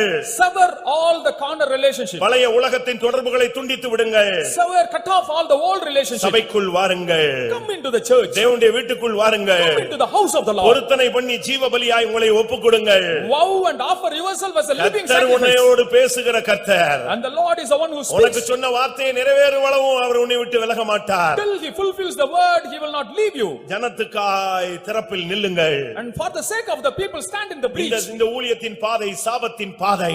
The path of the ministry is the path of curse. ஜனத்தின் சாபத்தை ஏற்றுக்கொள்ளுங்கள். Accept the curse of the people. ஜனத்தின் குருட்டாட்டத்தை நீக்க ஒப்புக்கொடுங்கள். Submit to remove the blindness of the people. கர்த்தருக்காக இந்த ஊழியத்திலே இறங்கி வாருங்கள். Come down for the Lord for in the ministry. இதற்காகவே இந்த வேளைக்குள் வந்தேன். Only for this I have come into the hour. இந்த ஸ்நானம் முடியும் அளவு நான் என்னை ஒப்புக்கொடுக்கிறேன். Until the curse is removed, I submit. எத்தனை பேர் ஒப்புக்கொடுக்கிறீர்கள்? How many of you submit like that? உங்கள் கையில ஒரு வைராக்கியம் என்னும் சால்வையை எடுத்துக்கொள்ளுங்கள். And take up the cloak of zeal. என்ன வந்தாலும் இயேசுவுக்காக நிற்பேன். Whatever may come, I will stand for அப்படி Jesus. சொல்றவங்க மட்டும் உங்களுடைய வலது கரத்தை உயர்த்துங்கள். Those who say so, put up your right hand. நீங்க வைராக்கியமா இருந்தா கர்த்தர் அதை விட ஜீலா இறங்குவார். If you have the zeal, the Lord will be having greater zeal. நீ உனக்கு மண்ணான மனிதனுக்குள்ள இவ்வளவு வைராக்கியம் இருந்தால் தேவாதி தேவன் கடும் உக்கிரமான வைராக்கியம் உடையவரா இருப்பார். If you, the man, dust having such a zeal, the Lord God of gods will have greater zeal. உன்னுடைய சீயோனின் தரிசனத்துக்கு விரோதமான வல்லமைகளை கர்த்தர் அழிக்கட்டும். Let the Lord destroy all the powers that come against the vision of Zion. உன்னுடைய எருசலேமின் பயணத்துக்கு தடையாய் இருக்கிற வல்லமைகளை கர்த்தர் தகர்க்கட்டும். Let the Lord destroy all the powers that are hindrances to the journey in Jerusalem. எத்தனை பேர் கர்த்தருக்காக வைராக்கியம் அணிக்க போறீங்க? How many of you are going to be zealous for the Lord? சால்வையை பிடித்துக் கொள்ளுங்கள். Hold on to the mantle. உனக்கு முன்பாக இருக்கிற யோர்தான் உனக்காக வழி விடும்.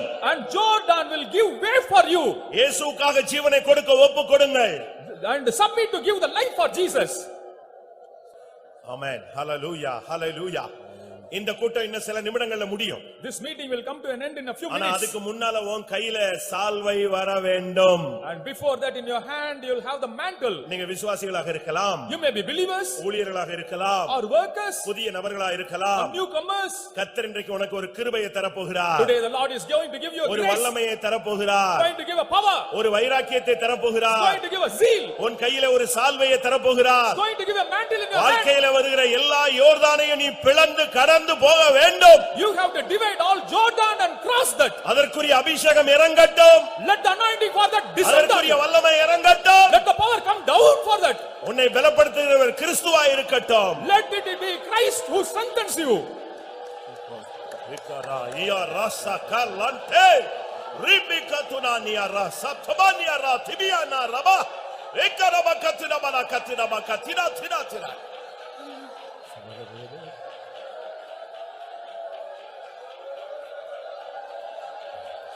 ஹalleluya. ஆம், இந்த மார்க்கம் பயமும் திகிலும் உள்ளவனுக்கு உதவி செய்யாது. This way will not help those who have fear and terror. பயத்தையும் திகிலையும் தூரத்துக்கு போடுங்க. You throw away your fear and terror. நான் திரும்பவும் சொல்றேன், I repeat, நீங்க இயேசுவுக்காக நின்னு பாருங்க, முழு பரலோகமும் உனக்காக நிற்கும். you stand for Jesus, the whole heaven will then stand for you. எத்தனை பேர் விசுவாசிக்கிறீங்க? How many of you believe that? நீங்க ஆண்டவருக்காக நிக்கும் பொழுது தெய்வம் சும்மா இருப்பாரா? When you stand for the Lord, will the Lord keep quiet? நீ ஒரு அடி எடுத்து வைத்தால் உனக்காக தேவன் 1000 அடி எடுத்து வைப்பார். If you take one step, for your sake, the Lord will take 1000 steps. அந்த பலன் இப்பொழுது இறங்கட்டும். Let that power come on. கர்த்தாவே, நான் உமக்காய் நிற்பேன். Oh Lord, I will stand for you. Tebah லகத்னா Bania ரிகபா லத்னா பானா ஓ திடபகரா பகத்னா பானியா. ஆம், இந்த ஊழியம் ஒரு புனிதமான ஊழியம். This ministry is a holy ministry. இது ஒரு பலியான ஊழியம். It's a ministry of sacrifice. இந்த பலியின் சிந்தை இல்லாவிட்டால் இதை செய்ய முடியாது. And without the mind of sacrifice, we cannot carry out the ministry. பலியின் சிந்தை உள்ளவர்கள் மாத்திரமே இந்த ஊழியத்தை செய்ய முடியும். Only those who have the mind of sacrifice can carry out the ministry. அந்த பலியின் சிந்தை அந்த மரியாளுக்கு இருந்தது. Mary had that mind of sacrifice. அதனால் தன்னுடைய பிள்ளையை அப்படியே பலிபீடத்தில் வைத்தாள். That's why she kept her children on the altar. அந்த பிள்ளை நொறுங்கி தொங்கிக் கொண்டிருந்தது. And the child was broken and hanging. ஆனாலும் அந்த திட்டத்துக்கு தன்னை ஒப்பு கொடுத்தாள். Even then she submitted for that plan. அந்த மார்க்கத்தில் தான் நாம் இணைக்கப்பட்டிருக்கிறோம். And we are also come into that way. ஆமென். இந்த கூட்டம் முடிய போகிறது. And this meeting is going to come to an end. இந்த மார்க்கத்தில் நீங்கள் எந்த இடத்தில் வந்திருக்கிறீர்கள்? In this way, where you have come. நீ கில்காலில் இருந்தால் பெத்தேலுக்கு வா. If you are in Gilgal, come to Bethel. பெத்தேலில் இருந்தால் நீ எரிகோவுக்கு வா. If you are in Bethel, you come to Jericho. எரிகோவில் இருந்தால் நீ யோர்தானுக்கு வா. If you are in Jericho, you come to Jordan. கையில் சால்வையோடு வா. Come with the mantle in your hand. வைராக்கியம் என்னும் அஞ்சையோடு வா. With the desire for zeal you come. ரிபக்கரா பக்கத்துடா பலகா துடபானியா ஹிக்கரமனம் திடிபிக்கரா.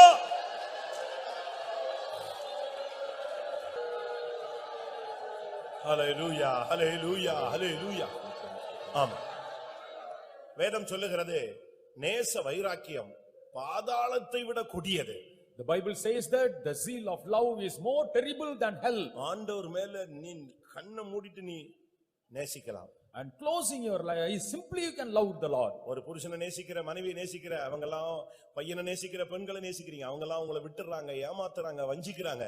ஆண்டவர் மேல உள்ள அன்பு ஒருபோதும் உன்னை ஏமாற்றாது, வஞ்சிக்காது, அது மாறி போகாத அன்பு. We love all human beings. The love on God will never change. ஆமென். கர்த்தருக்காக நில்லுங்கள். You stand for the Lord. யோர்தான் வழி விலகும். And Jordan will give way. எதை பார்த்தும் பயப்படாத. Don't fear anything. உன் தேவன் உனக்கு முன்பாக இருக்கிறார். Your God will go before you. எல்லா வல்லமையும் உன்னை விட்டு விலகும். All the powers will give way to you. இயேசுவை மாத்திரம் நேசித்த அந்த வைராக்கியத்திலே, அன்பின் வைராக்கியத்திலே நிற்பாயாக. And you stand in the zeal of love, loving Jesus alone. அக்கினியில் மலர்ந்த மலர் நானையா, வெயில் சோதனையில் வாடிடுவேனோ. அக்கினியில் மலர்ந்த மலர் நானையா,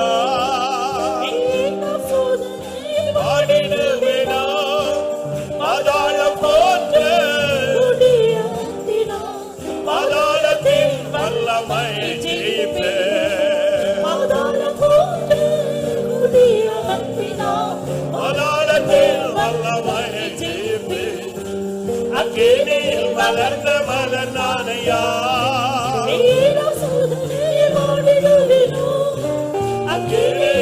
வந்த பலனானையா ஈர சூதனை ஓடிடுகிறார் பாதாள போட்டு குடியிறங்கினார் பாதாளத்தின் வல்லமை Hallelujah. ஜெயிப்பீர் Amen. பாதாள போட்டு இயேசுவின் அன்பினால் ஜெயிப்பாய். பாதாளத்தின் வல்லமை ஜெயிப்பீர் அக்கினியில் வளர்ந்து பலனானையா ஈர சூதனை ஓடிடுகிறோம். அக்கினியில் வளர்ந்து வல்லமையா ஈர சூதனை ஓடிடுகிறோம் பாதாள போட்டு குடியிறங்கினார் பாதாளத்தின் வல்லமை ஜெயிப்பீர் பாதாள போட்டு குடியிறங்கினார் பாதாளத்தின் வல்லமை ஜெயிப்பீர் பாதாள போட்டு குடியிறங்கினார் பாதாளத்தின் வல்லமை ஜெயிப்பீர் பாதாள போட்டு குடியிறங்கினார் பாதாளத்தின் வல்லமை ஜெயிப்பீர் பாதாள போட்டு குடியிறங்கினார் பாதாளத்தின் வல்லமை ஜெயிப்பீர் பாதாள போட்டு குடியிறங்கினார் பாதாளத்தின் வல்லமை ஜெயிப்பீர் பாதாள போட்டு குடியிறங்கினார் பாதாளத்தின் வல்லமை ஜெயிப்பீர் பாதாள போட்டு குடியிறங்கினார் பாதாளத்தின் வல்லமை ஜெயிப்பீர் பாதாள போட்டு குடியிறங்கினார் பாதாளத்தின் வல்லமை ஜெயிப்பீர். Hallelujah, hallelujah.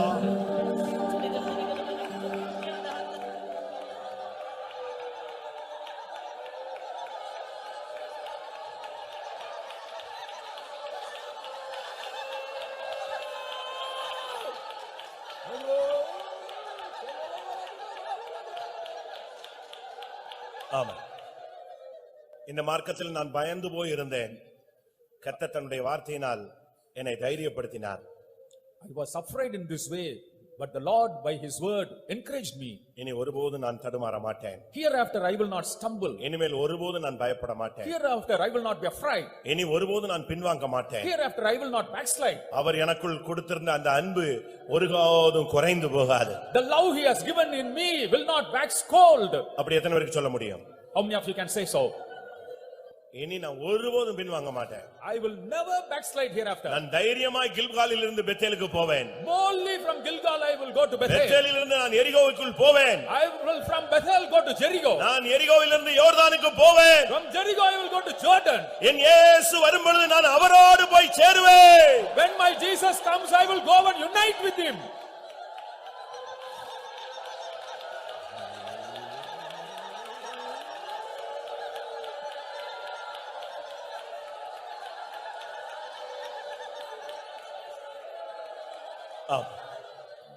கர்த்தருடைய வார்த்தைகளுக்காய் ஸ்தோத்திரம் பண்ணுவோம்.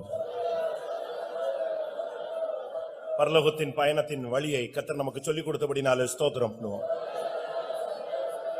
அவரவர் இருக்கிற அந்த ஸ்தானத்திலிருந்து அடுத்த பட்டத்துக்கு கடந்து வர ஒவ்வொருவருக்கும் அருள் செய்ய முடியாய் ஸ்தோத்திரம் பண்ணுவோம். எரிகோவை கடந்தவர்களை சேர்க்க இயேசு வருகிறார், அதற்காய் ஸ்தோத்திரம் பண்ணுவோம். அந்த நாளுக்கென்று எல்லாரையும் தகுதிப்படுத்த முடியாய் ஸ்தோத்திரம் பண்ணுவோம். பிதா குமாரன் பரிசுத்த ஆவியானவருக்காய் ஸ்தோத்திரம் பண்ணுவோம். எல்லா மகிமையும் அவருக்கே செலுத்தி ஸ்தோத்திரம் பண்ணுவோம். ஜெபம்.